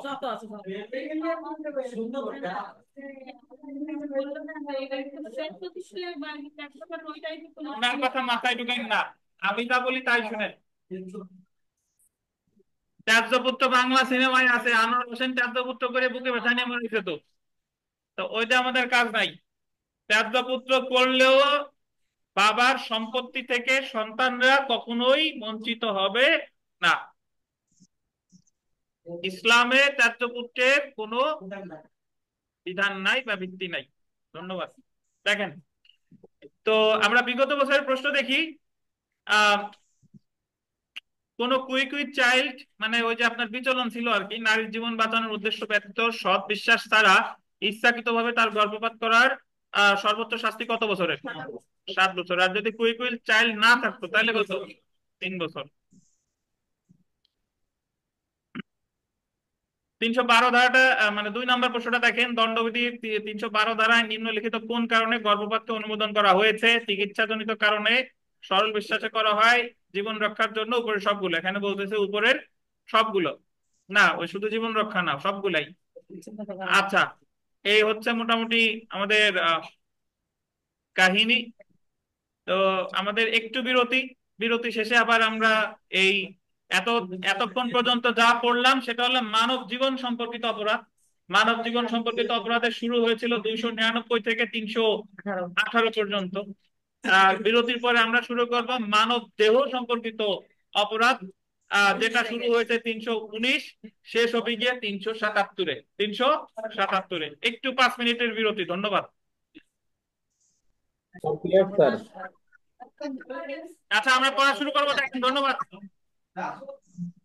তো আমরা এখন যেটা পড়বো, মানব দেহ সম্পর্কিত অপরাধ, হার্ট অ্যান্ড গ্রিভিয়াস হার্ট, 319 থেকে 338। দেখেন, হার্ট অ্যান্ড গ্রিভিয়াস হার্ট 319 থেকে 338। অবৈধ বাধা, অবৈধ আটক 339 থেকে 348। আচ্ছা, এইগুলো আমার পড়ার দরকার নেই, আমরা সরাসরি আঘাত আর গুরুতর আঘাতে চলে আসি। তো এখানে আঘাত এবং গুরুতর আঘাত, এই বানানটা ভুল আছে, গ্রিভিয়াস বানানটা ভুল আছে। Hurt and grievous hurt, grievous বানানটা হবে GRIEVOUS, স্ক্রিনে লেখা আছে, বাট এখানে ইংরেজি বানানটা ভুল আছে, GRIE হবে, ভির পর আইটা হবে না, এই আইটা হবে কোথায়? আর এর পরে। তো আঘাত এবং গুরুতর আঘাত, প্রথমে আমরা চলে আসি ধারা 319। দেখেন, আঘাত বা হার্ট, যে ব্যক্তি কোন ব্যক্তির গোল দিবেন যন্ত্রণা, পীড়া, গোল দিবেন বৈকল্য ঘটায়, সেই ব্যক্তি আঘাত দান করেছে বলে বিবেচিত হবে। এখানে একটা জিনিস দেখেন, পরীক্ষায় প্রশ্ন আসবে যে আঘাত দেওয়া যায় কয়টি উপায়ে? যন্ত্রণা, পীড়া, আর একটা কি? বৈকল্য। যন্ত্রণা, পীড়া, বৈকল্য। তো শুধু আঘাতের সংজ্ঞা দিয়েছে 319 ধারায়। ভাই, শুধু আঘাত কোনো অপরাধ না। শুনেন, আপনি তো যন্ত্রণা, পীড়া, বৈকল্য ঘটতেই পারে, রাস্তায় হাঁটতেছিলেন, ওই আপনার গার উপর একজন গা এসে পড়ে গেছে, ধরেন আপনার আপনার মানে আপনার পার একজনের পার উপর লাগছে, সে পায়ে পায়ে পাড়া লেগে ব্যথা হয়েছে, কিন্তু পাড়াটা তো আপনি ইচ্ছা করে দেন নাই। আচ্ছা, বা আপনি সাইকেল চালাচ্ছিলেন, আপনার এই জায়গায় কোনো ত্রুটি নাই, একটা বাচ্চা হঠাৎ করে আপনার সাইকেলের সামনে চলে আসছে, তো সে আপনার সাইকেলে আঘাত পাইছে, এটা তো আঘাত হয়েছে, বাট এই জায়গায় আপনার কোনো অপরাধ হয় নাই। অপরাধটা তখনই হবে যখন এই আঘাতটা করবেন আপনি ইন্টেনশনালি, মানে কি স্বেচ্ছায়। স্বেচ্ছায়। তো শুধু আঘাতের সংজ্ঞা আপনারা এইভাবে মনে রাখবো, দেখেন সবাই একটু মনে রাখেন যে শুধু আঘাতের সংজ্ঞা দিল কততে, 319। কিন্তু আঘাতটা যদি স্বেচ্ছায় করা হয় তখন সেটা অপরাধ। স্বেচ্ছায় আঘাতের সংজ্ঞা দিচ্ছে 321। কত? 321। তাহলে শুধু আঘাত 319, স্বেচ্ছায় আঘাত কত? 321। আর স্বেচ্ছায় আঘাতের শাস্তি আলোচনা করেছে 323। কত বলেন? 323। আর স্বেচ্ছায় আঘাতটা যদি করা হয় উইথ ডেডলি ওয়েপন, মানে মারাত্মক অস্ত্র সহ, তাহলে সেটার সাজা আছে কত? 324। 300 কত? 24। তাহলে আমরা এই জায়গায় চারটা ধারা একসাথে মনে রাখবো। শুধু আঘাত কত? 319। শুধু আঘাত কোন অপরাধ না, আঘাত যদি স্বেচ্ছায় করা হয় অপরাধ। কত ধারায়? 321। 321-এর সাজা কত? 323। আর 323-এর কাজটা যদি অস্ত্র দিয়ে করা হয় অপরাধ কত? 324। বুঝছেন? আশা করি বুঝছেন।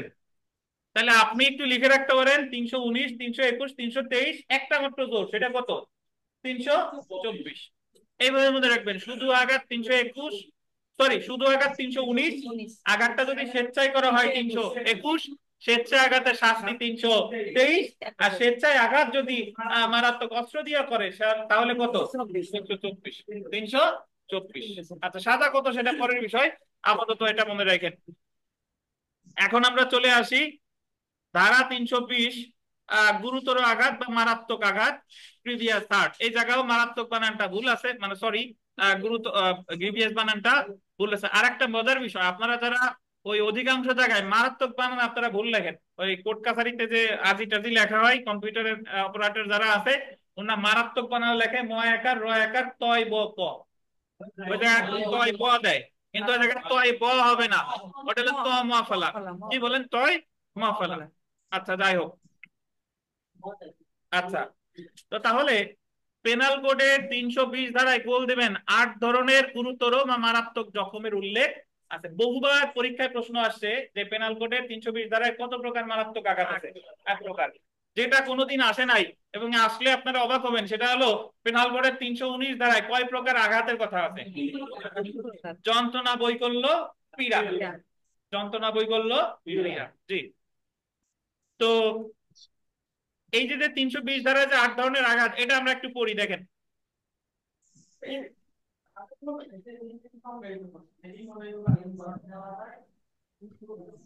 স্যার শিখে রাখেন। বলেন কি বলবেন, বলেন। স্যার এই যে পীড়া বা বৈকল্য দুইটা একই বুঝাবে না স্যার? দুই হইলে তাহলে মাঝখানে এবং দিত না? আচ্ছা একই বুঝাইলেও এক না, আপাতত বুঝে রাখেন এক না, বা লেখলেও 3 প্রকারই ধরেন। ঠিক আছে স্যার। দেখেন তো আমরা প্রথম যেটা দেখবো পুরুষত্বহীনকরণ, এটারে ইংরেজিতে বলি ইমাস্কুলেশন, ইংরেজি না জানলেও চলবে। পুরুষত্বহীনকরণ এক ধরনের গুরুতর আঘাত। 2 নাম্বার দেখেন স্থায়ীভাবে চোখের দৃষ্টিশক্তি রহিতকরণ। স্থায়ীভাবে চোখের দৃষ্টিশক্তি রহিতকরণ। স্থায়ীভাবে আপনি এমন একজনকে এমন একটা আঘাত করছেন যে তার চোখ নষ্ট হয়ে গেছে, সে আর দেখতে পারে না। 2 নাম্বার। 3 নাম্বার স্থায়ীভাবে শ্রবণ শক্তি রহিতকরণ। এমন চোট দিচ্ছেন কনের পর্দা ফেটে গেছে। 4 নাম্বার দেখেন কোন অঙ্গ বা গ্রন্থের অনিষ্ট সাধন, আমাদের মানব দেহে যে অঙ্গ বা গ্রন্থি আছে এটার যদি কোনো অনিষ্ট সাধন হয়। 5 নাম্বার দেখেন যে কোনো অঙ্গ বা গ্রন্থির কর্মশক্তি সমূহে বিনাশ বা স্থায়ী প্রতিসাধন, আন্ডারলাইন করেন, কর্মশক্তি সমূহে বিনাশ বা স্থায়ী প্রতিসাধন। বাঁধন, বাঁধন সাহেব বলেন যে এই 4 আর 5 নাম্বারের ভিতর পার্থক্য কি আছে? আপনি বলেন, কেউ বলবেন না, দরকার হলে আপনি মনে মনে 2বার পড়েন, তারপরে আমার বলেন যে 4 আর 5-এর ভিতর কোনো পার্থক্য আছে কিনা। একটা হয়েছে কি হাতের ক্ষতি হয়েছে, হুম এটা হচ্ছে 4-এ, হুম হাত কেটে গেছে। হুম আর 5-এ হয়েছে কি যে আমার হাতের একটা নার্ভ কেটে গেছে, যে কারণে আমার হাতের কাজ হচ্ছে, স্থায়ী কোনো ক্ষতি হয়েছে। আর একটু ক্লিয়ারলি বলেন, বরকত বলেন। পাশের চলে আপনার দেখা যাচ্ছে আমার হাতে আঘাত করছে, কিন্তু এখন আমি দেখা যাচ্ছে গেলাম কি করছেন, সত্যি করছেন। রুবেল,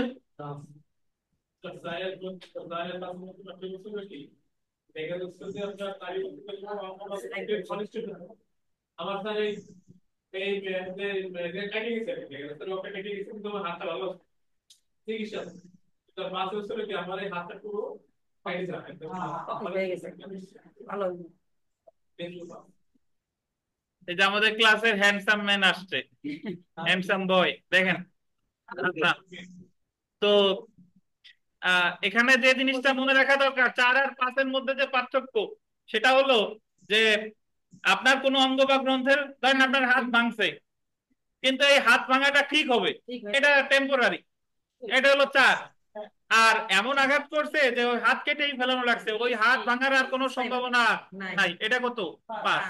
দুটোই হচ্ছে গুরুতর জখম। বুঝছেন?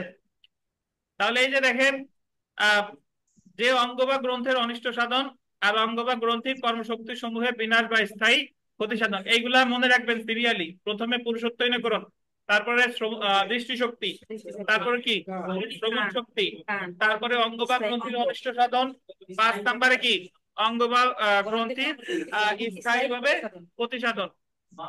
6 দেখেন, 6 মস্তক বা মুখমণ্ডলের স্থায়ী বিকৃতি।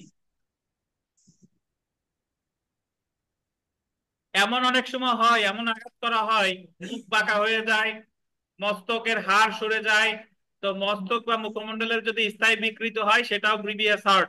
7 নাম্বার দেখেন, হাড় বা দন্ত ভঙ্গ। হাড় বা দন্ত, দন্ত বুঝেন তো? দাঁত। হাড় বা দন্ত ভঙ্গ হলেও সেটা মারাত্মক জখম বা গ্রিভিয়াস হার্ট। তারপরে দেখেন, এমন আঘাত যা জীবনকে বিপদাপন্ন করে, কোনো ব্যক্তিকে আন্ডারলাইন করেন 20 দিন পর্যন্ত শারীরিক বেদনা দেয়, সে তার সাধারণ দায়িত্ব পালনে অক্ষম হয়ে পড়ে। এটা এটা ভিভিআই, এটা মনে রাখতে হবে। এটার অর্থ কি? এটার অর্থ হলো উপরের 7টা, উপরের যে যে 7টা কারণ আছে, এই 7টার কোনো একটা হয় নাই, কোনো একটা হয় নাই, কিন্তু আপনি 20 দিন যাবত আপনি বিছানায় পড়ে আছেন, 20 দিন যাবত আপনি আপনার স্বাভাবিক কাজকর্ম করতে পারেন নাই, তখন এটা কি মারাত্মক জখম বলে কি হবে বলেন? বিবেচিত হবে। বুঝতে পারছেন? আমার বার কাউন্সিল জজ, মানে জজ কোর্টের ভাইবার প্রশ্ন ছিল ওই যে 320-এর 8 নাম্বারটা। তো আপনার ওই চোখও ভালো আছে, কানও ভালো আছে, দাঁতও ভাঙে নাই, কিছুই হয় নাই, কিন্তু আপনি এমন চাপা ব্যথা পাইছেন যে 20 দিন যাবত আপনি স্বাভাবিক কাজকর্ম করতে পারেন নাই, তাহলেও সেটা কি বলে গণ্য হবে? গুরুতর জখম বলে গণ্য হবে, বা মারাত্মক আঘাত বলে গণ্য হবে। বলেন।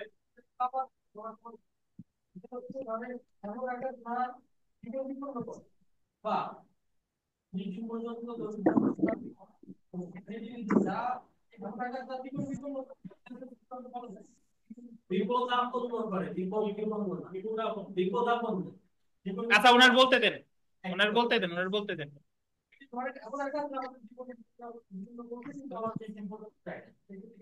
না, না, না, ওই যে আপনি এই জায়গায় ওই বিপদাপন্ন করে কোনো ব্যক্তিকে 20 দিন যাবত শারীরিক বেদনা দেয়, এই দুইটাই একসাথে।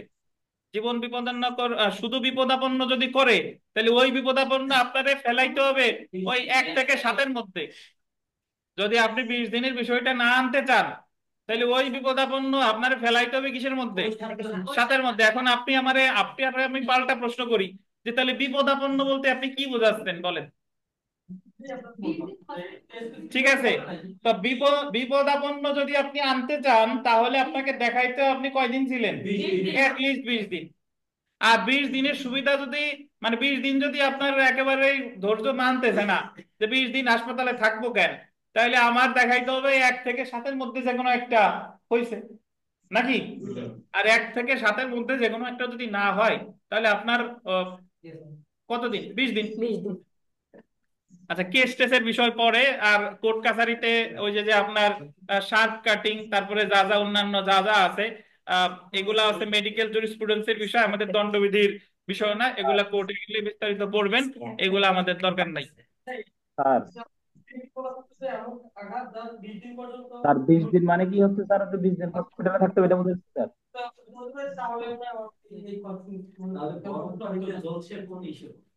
কনফিউশন এখনো নাই? কি বললেন মাইনুদ্দিন, বলেন। স্যার 20 দিন শারীরিক বেদনা দেয়, এটার মানে হচ্ছে কি স্যার 20 দিন হসপিটালে থাকতে হবে স্যার? 20 দিন? 20 দিন হাসপাতালে থাকা লাগবে? 1 তারিখ। হ্যাঁ, থাকতে পারেন। মানে এ জায়গায় তো শুনেন, হাসপাতালে থাকার বিষয়টা এটা আপেক্ষিক। এটা তো আমরা, এই বিষয়টা আসলো কোথায়, সাইলেন্স, সবাই কথা বন্ধ করেন। এটা তো আমাদের মামলার ক্ষেত্রে এটা তৈরি করা হয়েছে যে হাসপাতালে থাকতে হবে, সার্টিফিকেট আনতে হবে, এজন্য। কিন্তু দণ্ডবিধি তো আর আপনারে বলে নাই যে হাসপাতালে থাকাই লাগবে। বুঝতে পারছেন? আপাতত বোঝার স্বার্থে বুঝে নেন যে 20 দিন হাসপাতালে আছেন এবং ওই উপরের 7টার কোনোটাই হয় নাই, কিন্তু আপনি চাপা এমন ব্যথা পাইছেন যে 20 দিন যাবত আপনি কোনো কাজকর্ম করতে পারেন নাই। কথা শেষ। স্যার ওই গরম পানিতে ঝলসে দেওয়া অথবা এই যে গরম তেল দিয়ে ঝলসে দেওয়া, এটা কোন বিষয়ে আসবে স্যার? এই আঘাতটা এটার ভিতরে পড়বে নাকি অন্য? ধন্যবাদ। আপনার প্রশ্নটা একটু ধরে রাখেন, একটু পরে যাই উত্তর দিচ্ছি, মনে রাখেন। শুনেন তাহলে, শুধু মারাত্মক আঘাত এটা অপরাধ না। এই যে যে 8টা, এই 8টা কি কোনো অপরাধ না। কিন্তু এই 8টা অপরাধ কখন? যখন এটা আপনি স্বেচ্ছায় করেন। 8টা অপরাধ না, এখন আপনি বলতে পারেন যে 8টা কেমনে অপরাধ না। ধরেন ডাক্তার অপারেশন করছে, দৃষ্টিশক্তি নষ্ট হয়ে গেছে, ডাক্তারের অপরাধ হয়েছে? হয় নাই। ডাক্তারের কোনো অবহেলা টবহেলা কিছু ছিল না। তারপরে হাড় বা দন্তভঙ্গ, হাড় বা দন্তভঙ্গ দেখা গেল যে আপনি পথ দিয়ে হেঁটে যাচ্ছিলেন, আপনার একজনের ওই খুব ভিড়ের মধ্যে ধাক্কা লেগে পড়ে গেছে, তার দাঁত পড়ে গেছে। এই জায়গা তো ধাক্কাটা আপনি ইন্টেনশনালি দেন না। তো এই 8টা অপরাধ স্বেচ্ছায় করলে হলো অপরাধ, যেটা বলছে 322। কত বলেন? 322। তাহলে শুধু গুরুতর আঘাতের সংজ্ঞা দিতে কত? 320। আর যদি আপনি আহ, আহ, এটা স্বেচ্ছায় করেন তাহলে অপরাধ 300 কত? 22। আর স্বেচ্ছায় গুরুতর আঘাতের সাজা হলো 325। আর এটা 325 যেটা, এটা হলো শুধু মানে কোনো অস্ত্র ছাড়া, স্বেচ্ছায় গুরুতর আঘাত করছেন অস্ত্র ছাড়া। আর স্বেচ্ছায় গুরুতর আঘাত যদি উইথ ডেডলি ওয়েপন, মারাত্মক অস্ত্র সহ করেন, তাহলে সেটা অপরাধ 326। তাহলে ওই জায়গায় আমরা এখানে কি কি ধারা পেলাম দেখেন। এখানে শুধু গুরুতর আঘাতের সংখ্যা কত? 320। মাসুদেরও তাল চলে আসছে। আর গুরুতর আঘাত স্বেচ্ছায় হচ্ছে কত? 322। আর গুরুতর আঘাত করতে স্বেচ্ছায়, সেটার শাস্তি কত? 325। আর গুরুতর আঘাত স্বেচ্ছায় করেছে এবং উইথ ডেডলি ওয়েপন, এটা হচ্ছে কত? 326। তাহলে ওই জায়গায় আমরা যদি আঘাতের ক্ষেত্রে পাইছিলাম 319, 321, 323, 324। আর গুরুতর আঘাতের ক্ষেত্রে কি কি পেলাম? 320, 322, 325 আর 326। বুঝতে পারছেন? তো এই হলো আমাদের মোটামুটি আহ এই ধারাগুলোর কথা। একটু মন্তব্য পড়ি, দেখেন মন্তব্য যে আঘাত দান যদি স্বেচ্ছাকৃত হয় বা জেনে করা হয়, তাহলে স্বেচ্ছাকৃত আঘাত দান করেছে বলে বিবেচিত হবে 321। এবং গুরুতর আঘাত যদি স্বেচ্ছাকৃত ভাবে দেওয়া হয় বা আঘাতটি গুরুতর হবে জেনে যদি আঘাত করা হয় বা আঘাতটি করা হবে যদি গুরুতর হয়, তাহলে স্বেচ্ছাকৃত গুরুতর আঘাত বলে গণ্য হবে কততে? 322। দণ্ডবিধিতে শুধুমাত্র আঘাত বা গুরুতর আঘাতের জন্য কোনো শাস্তি উল্লেখ করা হয়নি, মানে শুধু 319 বা 320-এর কোনো সাজা নাই। বরং 323 ধারায় স্বেচ্ছাকৃত আঘাত দানের শাস্তি, মানে 321-এর সাজা বলছে 323-এ, আর 322-এর সাজা বলছে কততে? 325 ধারায় স্বেচ্ছাকৃত গুরুতর আঘাত দানের শাস্তির বিধান আলোচনা করা হয়েছে। অর্থাৎ আঘাত বা গুরুতর আঘাতের জন্য কোনো ব্যক্তিকে দণ্ডিত করতে হলে প্রথম শর্ত হলো সেটা কি হতে হবে? স্বেচ্ছাকৃত ভাবে হতে হবে। তো তাহলে আমরা একটু বিগত বছরের প্রশ্নে চলে আসি। দেখেন বিগত বছরের প্রশ্ন, দ্য পেনাল কোড 1860-এর 320 ধারা অনুসারে কত শ্রেণীর আঘাতকে গুরুতর বলে গণ্য করা হয়েছে? কত? 8 না? 8। দ্য পেনাল কোড 1860-এর বিধান অনুযায়ী নিচের কোনটি আঘাত? তো এটা হচ্ছে যে পায়ে 1 ইঞ্চি পরিমাণ কাটার আঘাত গুরুতর আঘাত আর কি জানতে চাইছে। ঘাড়ে 1.5 ইঞ্চি কাটা আঘাত, বাহুতে আঘাত, বাম কর্ণের শ্রবণ শক্তি স্থায়ীভাবে রহিত করুন। আচ্ছা, এখানে আপনি একটা জিনিস মনে রাখবেন যে আইনের আমার 320 ধারায় কি আছে, গুরুতর আঘাত, সেটা আমি খুঁজবো। 1 ইঞ্চি 1.5 ইঞ্চি এটা আমার কাজ না, আমার ধারায় আছে কি, বাম কর্ণের শ্রবণ শক্তি স্থায়ীভাবে কি রহিত করুন। এটা আছে কততে, 320-এ আছে। আর শাস্তিযোগ্য 325 আর 326। এখন একটা জিনিস খেয়াল করবেন, একজন প্রশ্ন করেছে স্বেচ্ছা বলতে কি এখানে ইন্টেনশন বলছে? হ্যাঁ, অবশ্যই স্বেচ্ছা বলতে তো ইন্টেনশনই। আচ্ছা, যে বিষয়টা হলো যে আপনি একজনের ঘুষি দিয়ে দাঁত ফেলে দিয়েছেন, তাহলে হলো 325। 325। আর আপনি বড় একটা বাঁশ দিয়ে বাড়ি দিয়ে দাঁত ফেলে দিয়েছেন, বা ধারালো কোনো অস্ত্র দিয়ে দাঁত ফেলে দিয়েছেন, তাহলে কত? 326। 326 মানে শুধু হাত দিয়ে করলে, কোনো মাধ্যম ছাড়া করতেন, চড় দিয়ে এমন চড় দিয়েছেন কানের পর্দা ফেটে গেছে, 300 কত? 25। আর কোনো কিছুতে আঘাত করছেন কানের পর্দা ফেটে গেছে বা শ্রবণ শক্তি স্থগিতভাবে নষ্ট হয়ে গেছে, তাহলে কত? 326। মানে 320-এর যেটা 8 ধরনের আছে, এটা তো 325-এও শাস্তিযোগ্য হতে পারে, অথবা কত, 326-এও হতে পারে। যদি আপনি মারাত্মক অস্ত্রের মাধ্যমে করেন তাহলে কত? 326। আর অস্ত্র ছাড়া করেন তাহলে কত? 325। ধারালো অস্ত্র, হ্যাঁ, যদি ওই 8টার যে কোনো একটা হয়, যদি 8টার যে কোনো একটা হয়। জি, দেখেন, ধারালো অস্ত্র হিসেবে হলো না, যদি 8টার যে কোনো একটা আপনার হয়। আপনাদের ধারালো অস্ত্রের সংজ্ঞায় আসতেছি, দাঁড়া। 326-এ কি কি বলতেছে একটু ধৈর্য ধারণ করেন, আসতেছি। এক্স জেড এর মুখে ঘুষি মারলে জেড এর একটি টাক পড়ে যায়, এক্স এর কৃত অপরাধ কি বলেন? মারাত্মক জখম। এক্স কত ধারায় সাজা পাবে? 25। আচ্ছা, এই জায়গা মোটামুটি যা আছে ধরে রাখেন। এখন দেখেন, আমরা চলে এসেছি শাস্তিতে। শাস্তির একটা টেবিল আছে।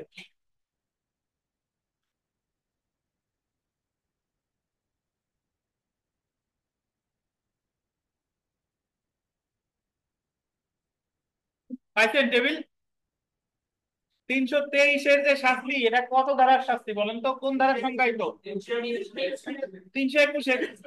321-এর সাজা হলো কত? 323-এ স্বেচ্ছাকৃত ভাবে আঘাত দানের শাস্তি। যে কোনো বর্ণনার কারাদণ্ড যার মেয়াদ কত?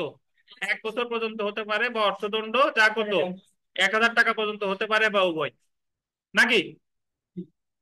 324 দেখেন, স্বেচ্ছাকৃতভাবে মারাত্মক অস্ত্র, আন্ডারলাইন কার্ড, বা অন্য মাধ্যমের সাহায্যে আঘাত দান করার সাজা। মারাত্মক অস্ত্র মানে বুঝেন তো, মারাত্মক অস্ত্র যা যাই আছে, অথবা কি অন্য মাধ্যম। তো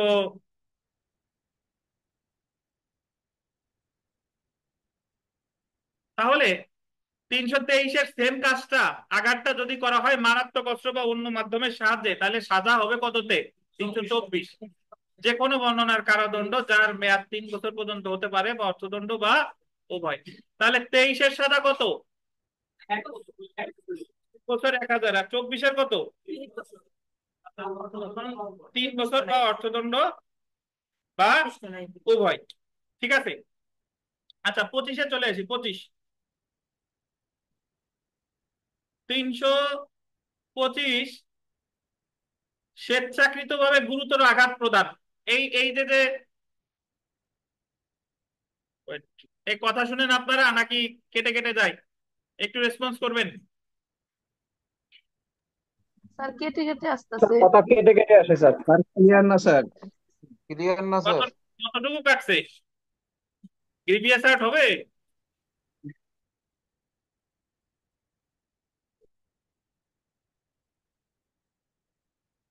অল্প কাটছে, ব্যথা পাওয়া যায় নাই।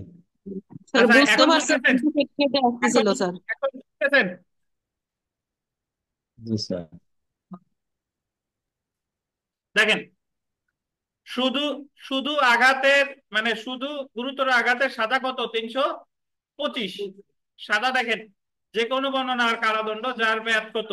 7 বছর পর্যন্ত হতে পারে, আর 26টা দেখেন, স্বেচ্ছাকৃতভাবে মারাত্মক অস্ত্র বা অন্য মাধ্যমের সাহায্যে গুরুতর আঘাত দান। 25-এর কাজটা আপনি করতেন মারাত্মক অস্ত্র বা অন্য মাধ্যম। এখন আপনাদের অনেকের প্রশ্ন যে মারাত্মক অস্ত্র বা অন্য মাধ্যম আসলে কি, এটা আমি একটু আপনাদের এই যে পড়ে শোনাই, শুনেন।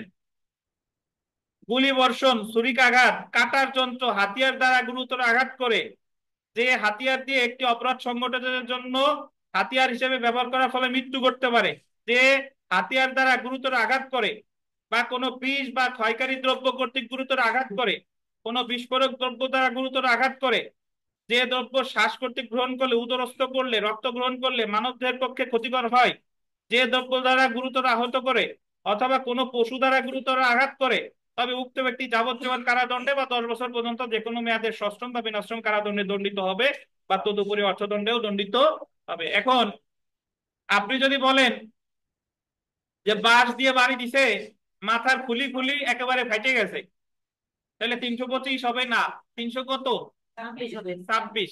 বাঁশ দিয়ে বাড়ি দেওয়ার ফলে সে মারা যাওয়ার সম্ভাবনা আছে কিনা বলেন?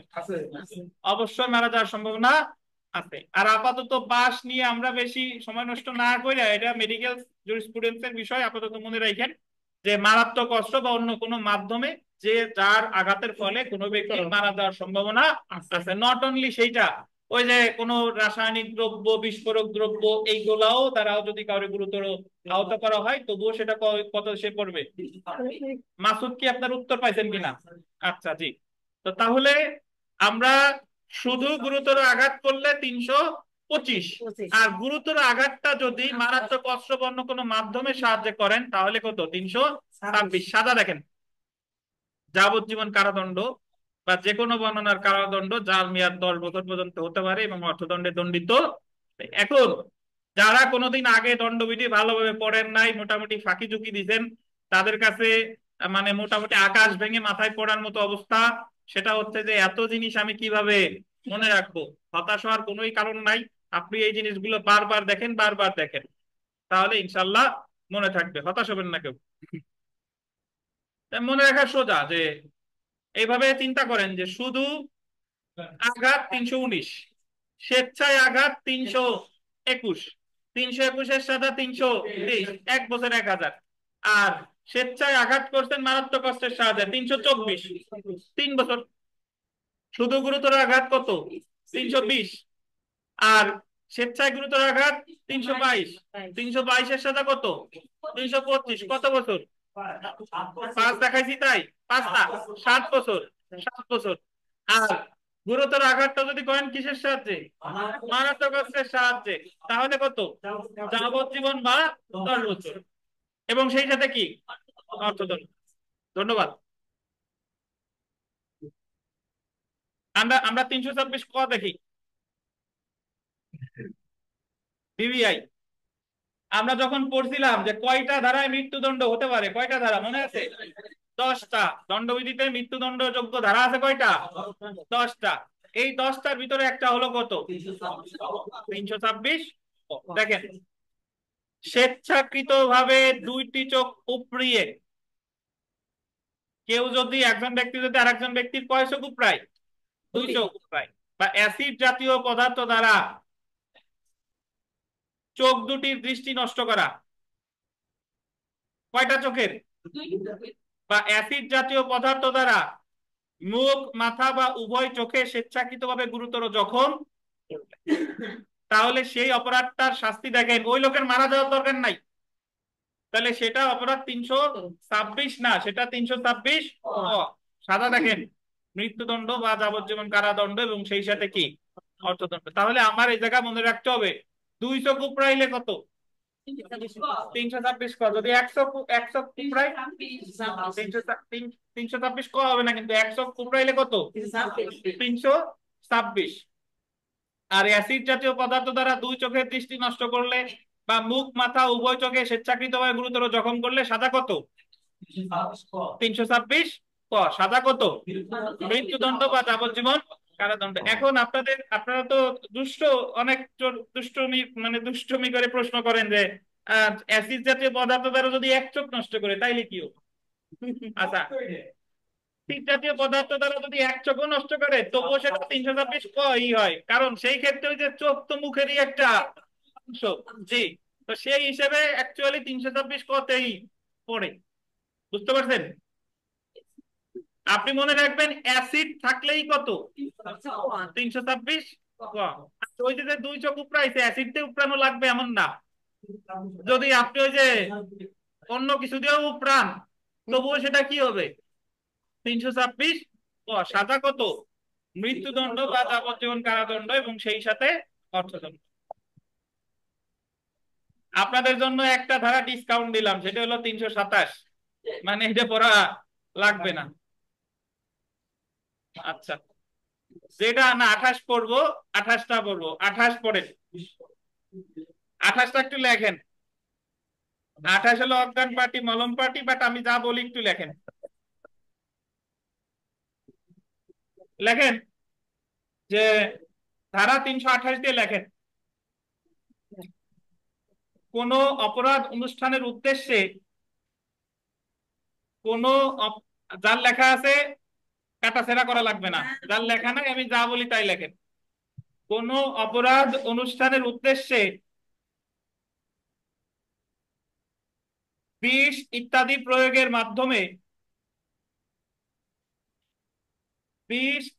প্রয়োগের মাধ্যমে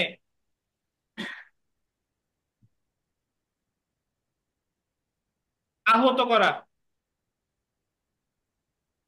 আহত করা যেমন লেখেন অজ্ঞান পার্টি মলম পার্টি ইত্যাদি। অজ্ঞান পার্টি মলম পার্টি ইত্যাদি।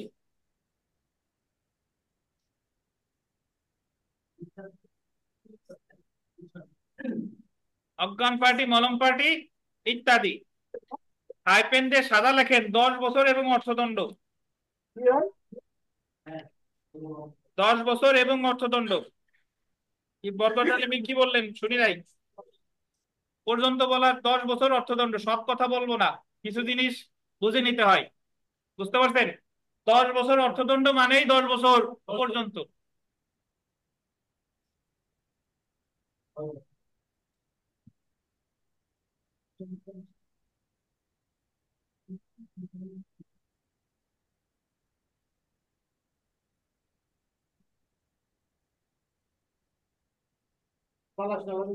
তাহলে আমাদের আশেপাশে অনেক ঘটনা ঘটে যে পান খাওয়াইয়া সবকিছু নিয়ে নিছে আর 2 দিন যাবত জ্ঞানী ফিরে না।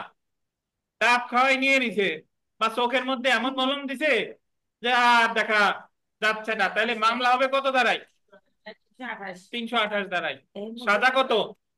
10 বছর এবং অর্থদণ্ড। ধন্যবাদ। এবং অবশ্যই এবং বলছি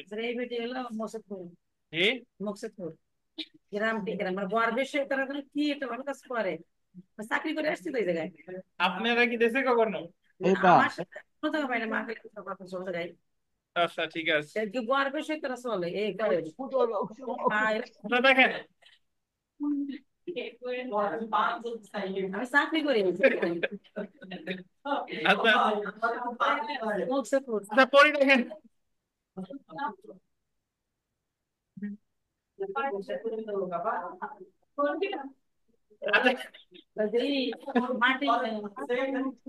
আচ্ছা আমরা 330 ধারা পড়বো। দেখেন এই শুনেন,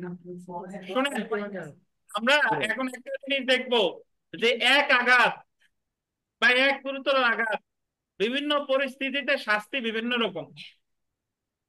মানে আপনি উত্তেজিত হয়ে থাপ্পড় দিলে এক প্রকার সাজা, আপনি উত্তেজিত ছাড়া থাপ্পড় দিলে এক প্রকার সাজা, আপনি সরকারি কর্মকর্তারে থাপ্পড় দিলে এক প্রকার সাজা, আপনি স্বীকারোক্তি আদায় করার জন্য থাপ্পড় দিলে আর এক প্রকার সাজা। কিন্তু থাপ্পড় কিন্তু একটাই, কিন্তু বিভিন্ন পরিস্থিতিতে সাজা কি বিভিন্ন রকম, সেটা আমরা দেখবো। দেখেন প্রথমে আমরা চলে আসি 330 ধারা বলপূর্বক, এবং এই জায়গায় ধারাগুলো আমরা জোড়ায় জোড়ায় মনে রাখবো, জোড়ায় জোড়ায়। 330 আর 331 হলো এক জোড়া। দেখেন বলপূর্বক অপরাধমূলক স্বীকারোক্তি কনফেশন আদায় করা বা সম্পত্তি প্রত্যার্পণে বাধ্য করা, প্রত্যার্পণ শব্দটা বলতেন, প্রত্যার্পণ যে বাধ্য করার জন্য স্বেচ্ছাকৃতভাবে গোল দিবেন আঘাত প্রদান, স্বেচ্ছাকৃতভাবে কি প্রদান, আঘাত প্রদান। এটার অর্থ কি আগে একটু বুঝাই। যে বলপূর্বক অপরাধমূলক স্বীকারোক্তি আদায় করা কি, পুলিশ একজনকে প্রহার করতেছে, মারতেছে, যে বল তুই চুরি করছিস, বল তুই চুরি করছিস, বাট সে স্বীকার করতে চাইতেছে না, তাহলে পুলিশ কি করতেছে, বলপূর্বক স্বীকার করতে আদায় করার জন্য তারা কি করতেছে, আঘাত করতেছে। তাহলে পুলিশের বিরুদ্ধে মামলা হবে কত ধারায়, 330। বাট স্বীকার করা মানে স্বীকারোক্তি আদায় করা ছাড়া যদি শুধু থাপ্পড় দিত তাহলে মামলা হতো কত ধারায়, 323। বুঝলেন কিনা? তাইলে 330-এ যদি বলপূর্বক স্বীকারোক্তি আদায় করা অথবা সম্পত্তি প্রত্যার্পণ, বাংলা সিনেমার শেষ দৃশ্যে মারামারি করে জোরপূর্বক কি নিতে চায়, ওই সই নেওয়ার জন্য দড়ি দিয়ে বাঁধে, শেষ দৃশ্যে পুলিশ আসে, এসে পুলিশ তো একেবারে শেষে আসে। তাইলে এই যে আপনি সম্পত্তি প্রত্যার্পণে বাধ্য করার জন্য কারো যদি শুধু আঘাত করেন তাহলে সাজা কততে, 330-এ। 330 সাজা কত দেখেন, যে কোনো বর্ণনার কারাদণ্ড যা কত 7 বছর পর্যন্ত হতে পারে এবং অর্থদণ্ড। তাহলে এখানে আপনি দুইটা জিনিস দেখেন, যে আপনি কোন প্রকার উদ্দেশ্য ছাড়া কোন প্রকার উদ্দেশ্য ছাড়া একজন এমনি একটা থাপ্পড় দিয়েছেন, থাপ্পড়ি আমি ধরি ইচ্ছা করে, তাহলে এটা 323। কিন্তু থাপ্পড়টা দিচ্ছেন যে বল, সত্য কথা বল, এটা কত, 330, সাজা কত, 7 বছর। অথবা সম্পত্তি দে, মোবাইল দে, থাপ্পড় দিলেন, তাহলে কত, তাহলে 330-এ কত, 7 বছর। বুঝতে পারছেন? বাট কাহিনী কিন্তু থাপ্পড় একটাই, কিন্তু এক জায়গায় 1 বছর, এক জায়গায় কি 7 বছর। আচ্ছা, আমরা 331-এ আছি।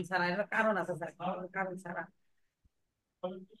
331 বলবেন সেম রিজন, ওই যে বলপূর্বক স্বীকারোক্তি আদায় আর সম্পত্তি প্রত্যার্পণে বাধ্য করা, বাট আগেরটা করছিলেন আঘাত, এটা গোল দিবেন স্বেচ্ছায় গুরুতর আঘাত। গুরুতর আঘাত মানে 320-এর যে কোনো 8টার যে কোনো একটা। এবং এই ক্ষেত্রে সাজা দেখেন, যে কোনো বর্ণনার কারাদণ্ড যা 10 বছর পর্যন্ত হতে পারে এবং অর্থদণ্ডে দণ্ডিত হবে। সাজা কত, 10 বছর।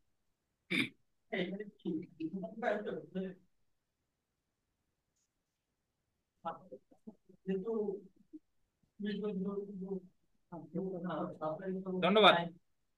সে তো যদি পুলিশে, এটা তো শুধু পুলিশের জন্য প্রযোজ্য তা না। হ্যাঁ হ্যাঁ থাকতে পারে, থাক, অন্য কাউরে বলেন না, এমনি এই জিনিসই মনে থাকতেছে না, আবার এর মধ্যে আবার 197 টানতেছেন, আপনার মনে মনে থাক। এখন শুনেন, তাহলে আমার যে জিনিসটা মনে রাখা দরকার, এক জোড়া কত, 330 আর 331। এই জায়গায় দুইটা কাজ, এক হলো বলপূর্বক স্বীকারোক্তি আদায়, আর হলো সম্পত্তি প্রত্যার্পণ। তাহলে শুধু এই দুইটা কাজের জন্য যদি স্বেচ্ছায় আঘাত করেন 330, সাজা কত, 7 বছর। স্বেচ্ছায় গুরুতর আঘাত 331, সাজা কত, 10 বছর। ক্লিয়ার? পরবর্তী জোড়া 332, 333।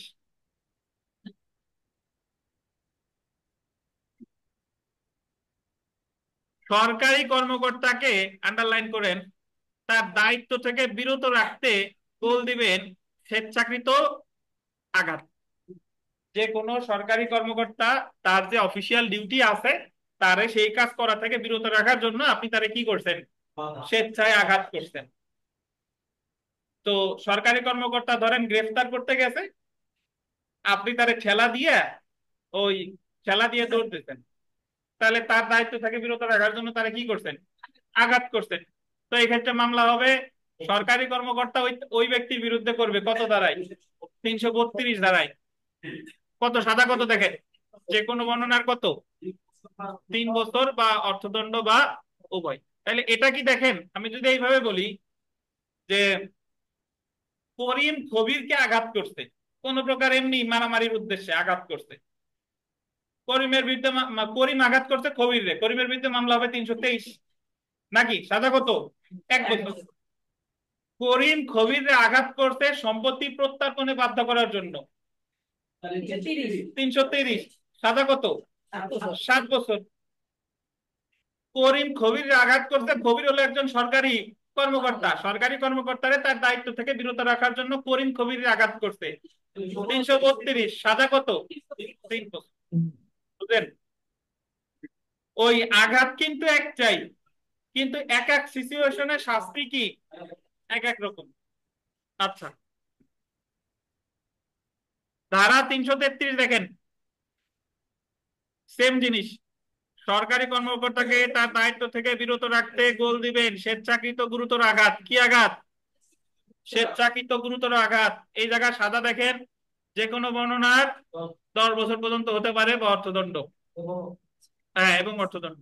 জি, তাহলে আমার মনে রাখতে হবে ভাই যে 30 31 এক জোড়া, 32 33 কি এক জোড়া, আরো এক জোড়া আছে যেটা এই জায়গায় নাই, আমি একটু বলি, লেখেন 334 ধারাটা লেখেন।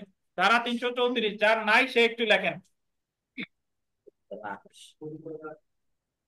334 গুরুতর ও আকস্মিক উত্তেজনার ফলে আঘাত। এই জায়গায় কেউ আছেন যে আকস্মিক বলেন? আকস্মিক বলা কেউ আছেন? আকস্মিক বলবেন না কেউ? যদি ভারতীয় কেউ হন সে আকস্মিক বলতে পারেন, কারণ ওরা ওরকম লক্ষণের লাক্সম্যান বলে, সেটা তাদের প্রেক্ষাপট। বাট আমাদের বলতে হবে কি আকস্মিক।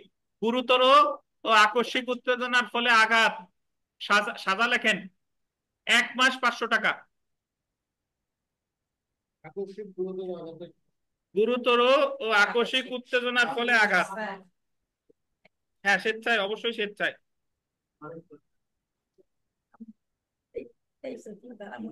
সিস্টেম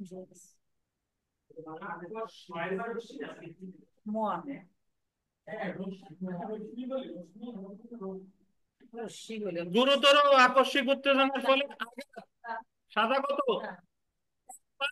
500 টাকা। এখন অনেকে জিজ্ঞেস করবেন যে স্যার 1 মাস কি বিনাশ্রম নাকি সশ্রম? যেহেতু আমি কিছুই বলি নাই, তার মানে কি of either description, that means এটা সশ্রম হইতে পারে, বিনাশ্রম হইতে পারে। আর 1 মাস কিন্তু ফিক্সড না, সর্বোচ্চ কত? 1 মাস। এই ভাষাগুলো আপনার বুঝতে হবে সংক্ষেপে। 1 মাস বা অর্থদণ্ড। মাস বা 500 টাকা, বা 500 টাকা মানে মানে কি, মানে উভয় হতে পারে। তাহলে গুরুতর এবং আকস্মিক উত্তেজনার ফলে আঘাত, এটা কারে বলে? এটা কারে বলে? একজন আপনারে এমন কথা বলছে, রাগ হয়ে একেবারে ঠাটাইয়া দিয়েছেন চোর একটা, তাহলে এটা আপনারে উত্তেজিত আগে করছে, তাহলে এই ক্ষেত্রে 323 আসবে না, কত আসবে?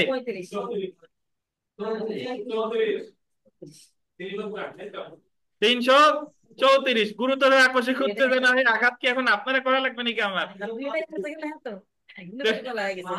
সাজা কত? 1 মাস 500 টাকা। 1 মাস 500 টাকা। 335 লেখেন। গুরুতর আকস্মিক উত্তেজনার ফলে স্বেচ্ছায় গুরুতর আঘাত, সেম জিনিস, শুধু আগেরটা ছিল আঘাত, আর 335 কি স্বেচ্ছায় গুরুতর আঘাত। সাজা লিখবেন 4 বছর এবং 2000 টাকা। আমাদের দণ্ডবিধিতে কোথাও 4 বছর সাজা নাই। এই যে একটা ধারা 335 ধারায় সাজা কত? 4 বছর এবং 2000 টাকা। হ্যাঁ, স্বেচ্ছায় গুরুতর আঘাত 4 বছর বা 2000 টাকা বা উভয়।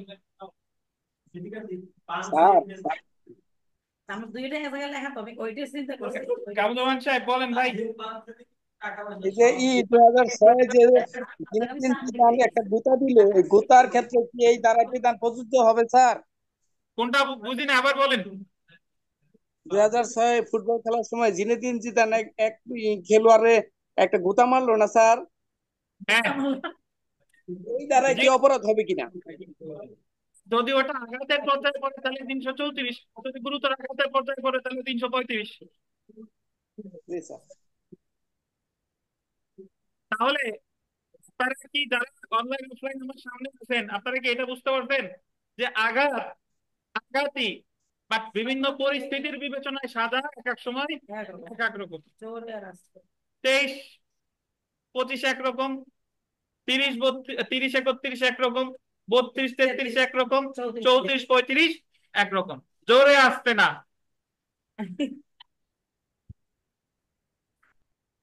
পড়াই এক জিনিস আর আপনি আমার কাছে বসে বলেন আর এক জিনিস। না স্যার, আমি তো এখন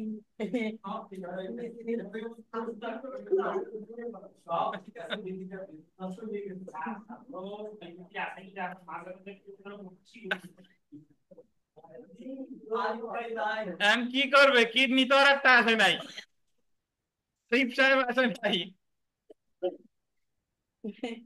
গত 3 দিন আরিফ সাহেব আসে নাই, উনি একা দায়িত্ব পালন করতেছে। নিজের ভাষাতে অনেক সময় ব্যবহার করতে হ্যাঁ, ঠিক আছে, শুনেন, আপনার সময় বইয়ের ভাষা বললে জানি বিভিন্ন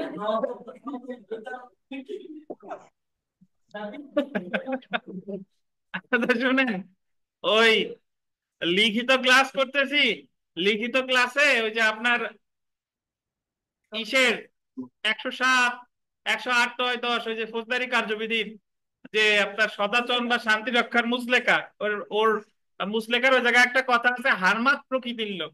হারমাত, হারমাত। এখন ওই হারমাদের অর্থ আমি বিশ্বাস করি আপনাদের এই জায়গায় অনেকে জানেন না। হারমাত মানে হলো যে হচ্ছে একটু উচ্ছৃঙ্খল, মানে দুষ্ট প্রকৃতির বদ লোক আর কি, সেটা। কারণ অনেকে মনে হাওড়া করে টাইপ হারমাত মানে হলো হারামজাদা, বিষয়টা কিন্তু না স্যার। না। তো এখানে ওই হারমাত প্রকৃতির লোক এটা শিখাইছি। তো এই জায়গায় একজন আছে আমার এক স্টুডেন্ট, উনি ওই কোর্টে উনার সিনিয়র একটা দরখাস্ত লেখছে, এই 100 ধারার মামলা আর কি, 100 ধারার মামলা, 100 ধারার মামলা হলো বেআইনি ভাবে আটককৃত ব্যক্তিকে উদ্ধার। তো ওই জায়গা থেকে হারমাত শিখে গেছে। ওই সিনিয়র ড্রাফটিং যাই করুক না কেন, কম্পিউটার অপারেটর বলছে যে জায়গায় হারমাত শব্দটা যোগ করে দাও। তা হারমাত যোগ করে দিছে। যোগ করার পরে এখন ওই আমাদের ম্যাজিস্ট্রেট মহোদয়, উনি ওই যে বর্তমানে আমাদের ম্যাডাম মানে স্যার যারা মহিলা আছে, কে কে নাম বলেন, অনুশ্রী ম্যাডাম, অনুশ্রী ম্যাডাম উনি বলতেছে যে হারমাত মানে কি, মানে উনিও বুঝতে পারে না যে হারমাত মানে কি। হারমাত মানে হলো কি, দুষ্ট প্রকৃতির লোক, এবং এটা ভালো বাংলায়। তো অনেক বাংলা আছে আমরা তো এখনো জানি না। তো আপনি বাংলা বলে দেন, বাংলার জন্য প্রাণ দিছি, আপনি বাংলা বলবেন না কেন, বলেন দি, ভাষার জন্য প্রাণ দিছি না। ব্যাস, দেখেন। তো তাহলে আমরা ক্লাসের প্রায় শেষ পর্যায়ে আজকে, দেখেন জেনে রাখা ভালো। তো দেখেন, আহ 326 ক ধারায় অ্যাসিড জাতীয় পদার্থ দ্বারা মুখ, মাথা বা উভয় চোখে স্বেচ্ছাকৃতভাবে গুরুতর জখম করলে সর্বোচ্চ শাস্তি কি? মৃত্যুদণ্ড। এবং এখানে একটা জিনিস দেখেন যে 323, 24, 25, 35, 36 এগুলো মুখস্থ করা লাগবে না। 323 এবং 34 ধারার অপরাধটি আদালতের অনুমতি ছাড়া, এটা এই দুইটা লাইন মনে রাখেন, 23 আর 34 এটা আদালতের অনুমতি ছাড়াই আপোষ মীমাংসা করা যায়। 23 আর 323 আর কত, 334। আর অন্যান্য গুলো আপোষ মীমাংসা করতে হলে অবশ্যই কি লাগবে, কিন্তু তার মানে 26 কিন্তু আপোষযোগ্য না। আপনি যেটা জাস্ট মনে রাখেন যে 323 এবং 334 আহ আপোষ মীমাংসা করা যায় আদালতের অনুমতি ছাড়াই, যার সম্মতি লাগবে কার, ভিকটিমের।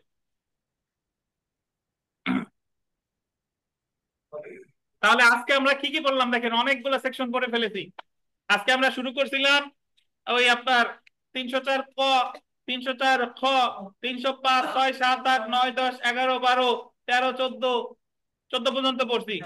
তারপরে 15, 16, 17, 17 পড়ছি, 17, 317 পড়ছি, 319, 320, 321, 322, 324, 325, 326, 326 ক পড়ছি, 327 পড়ি নাই, 328 পড়ছি। এরপরে 35 পর্যন্ত পড়ছি, 36, 37 পড়ি নাই, 38 পড়ছি, 38 ক পড়ছি। বুঝতে পারছেন? আচ্ছা, 38 আর 38 ক খুব সোজা, শুনেন। আহ যদি আপনার আগে 304 ক মনে রাখেন, 304 কথা বলেছে যে অবহেলার ফলে মৃত্যু ঘটাইলে সাজা 5 বছর। কয় বছর? অবহেলার ফলে মৃত্যু ঘটাইলে সাজা 5 বছর। আর অবহেলার ফলে যদি গুরুতর আহত করে বা আঘাত করে তাহলে 338 দ্বারা, 338 দ্বারা সাজা 2 বছর। বুঝতেন? আর বেপরোয়া ভাবে গাড়ি চালাইয়া কাউরে মেরে ফেলেছেন, 304 খ, সাজা 3 বছর। আর বেপরোয়া ভাবে গাড়ি চালাইয়া কাউরে আহত করছেন, 338 ক, সাজা 2 বছর। বুঝতে পারছেন? তাহলে 304 কর সাথে সম্পর্ক আছে 338, আর 304 খর সাথে সম্পর্ক আছে 338 ক। মাথা জাগা দেন, হয়ে যাবে না ইনশাল্লাহ। দেখেন, তাহলে আমি আজকে যা যা পড়ছি একটু 2-1 মিনিটের ভিতর আপনাদের বলি যাতে আপনাদের মনে পড়ে, তারপরে আমরা পরীক্ষায় চলে যাবো। দেখেন, আমরা আজকে প্রথমে যেটা পড়েছি সেটা হলো যে অবহেলার ফলে যদি কাউকে আপনার মৃত্যু ঘটায়, 304-এর ক, সাজা 5 বছর। ঠিক আছে, এটা আমলযোগ্য, জামিনযোগ্য, আপোষ অযোগ্য। আর 304-এর ক এর সাথে সম্পর্ক আছে 338 ধারায়, অবহেলার ফলে গুরুতর আঘাত করছে, সাজা কত? 2 বছর। কথা শেষ। আজকে পড়ছি আমরা 304-এর খ, বেপরোয়া ভাবে গাড়ি চালিয়ে কারো মৃত্যু ঘটাইছে, সাজা 3 বছর বা অর্থদণ্ড বা উভয়। আমলযোগ্য, আপোষ অযোগ্য, জামিনযোগ্য। ঠিক আছে। আর 304-এর খ এর সাথে সম্পর্ক আছে 338-এর ক, সাজা হলো 2 বছর বা অর্থদণ্ড বা উভয়। ক্লিয়ার? এবং আপনার মনে রাখতে হবে 304-এর ক আর 304-এর খ, এই দুইটা অপরাধ যে মেরে ফেলা হলো এটা নিন্দনীয় নরহত্যা না, এটা অবহেলার ফলে কি মৃত্যু ঘটানো। বুঝছেন? 305 ধারা পড়েছি আমরা যে নাবালক বা উন্মাদ ব্যক্তিকে আত্মহত্যার প্ররোচনা দেয় এবং সে যদি আত্মহত্যা করে তাহলে সাজা মৃত্যুদণ্ড বা যাবজ্জীবন কারাদণ্ড বা 10 বছর পর্যন্ত কারাদণ্ড। 305। আর এগুলা ছাড়া অন্য কাউরে আত্মহত্যার প্ররোচনা দিলে 306, 10 বছর।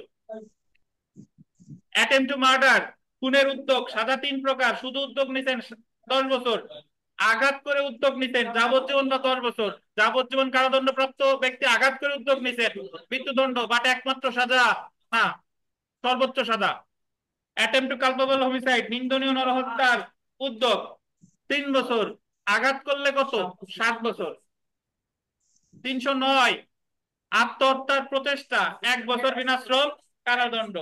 310, ঠগের সংজ্ঞা, ঠগ কিন্তু মানে গুরুত্বপূর্ণ, হত্যাকারীর সঙ্গে শিশু অপহরণ করে বা দস্যুতা করে এদের সাথে মেলামেশা করছেন অভ্যাসগতভাবে, কি করছেন?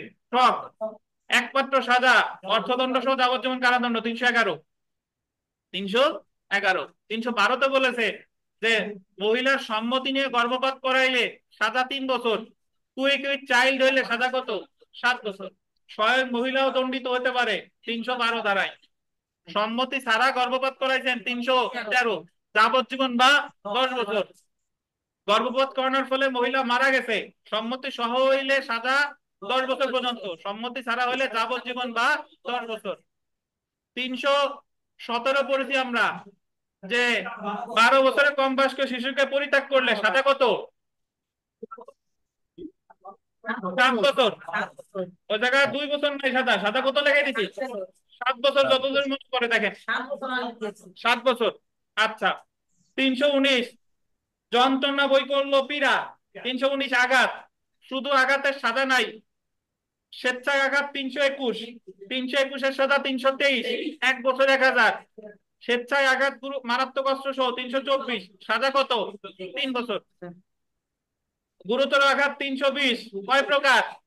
8 প্রকার।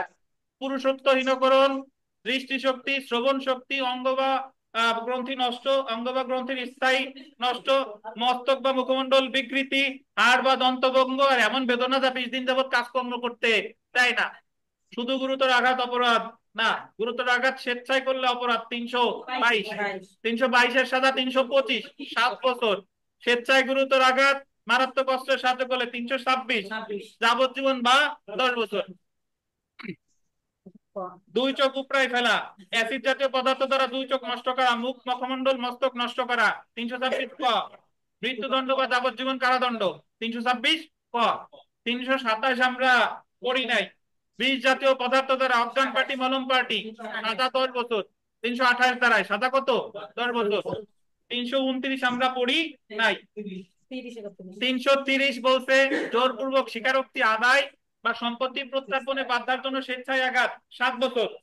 সেম কাজ 331 ধারায় স্বেচ্ছায় গুরুতর আঘাত, সাজা 10 বছর।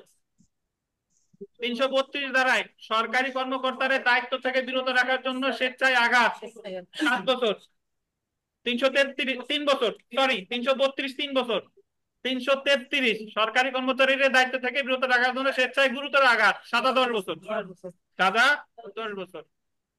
334 গুরুতর এবং আকস্মিক উত্তেজিত হয়ে স্বেচ্ছায় আঘাত 1 মাস 500 টাকা। এই 1 মাস কিন্তু যে কোনো বর্ণনা। এবং গুরুতর এবং আকস্মিক উত্তেজিত হয়ে স্বেচ্ছায় গুরুতর আঘাত 4 বছর 2000 টাকা। 4 বছর 2000 টাকা। আপনাদের জন্য আজকের ক্লাসের শেষ প্রশ্ন, বলেন এর আগে 1 মাস যে কোনো বর্ণনার কারাদণ্ড আমরা পাইছি কত ধারায় কোন অপরাধের জন্য? 360 মারামারি স্যার। 360 ধারায় 360 মারামারির সাজা। তো ধন্যবাদ, ভালো থাকেন। এখন আমরা 334 সরাসরি, প্রশ্নে চলে আসবো, পরীক্ষায় চলে আসবো। আল্লাহ হাফেজ। এবং আগামীকালও সকাল 4টে বলতেছি, সকাল 10টায় পড়া আছে।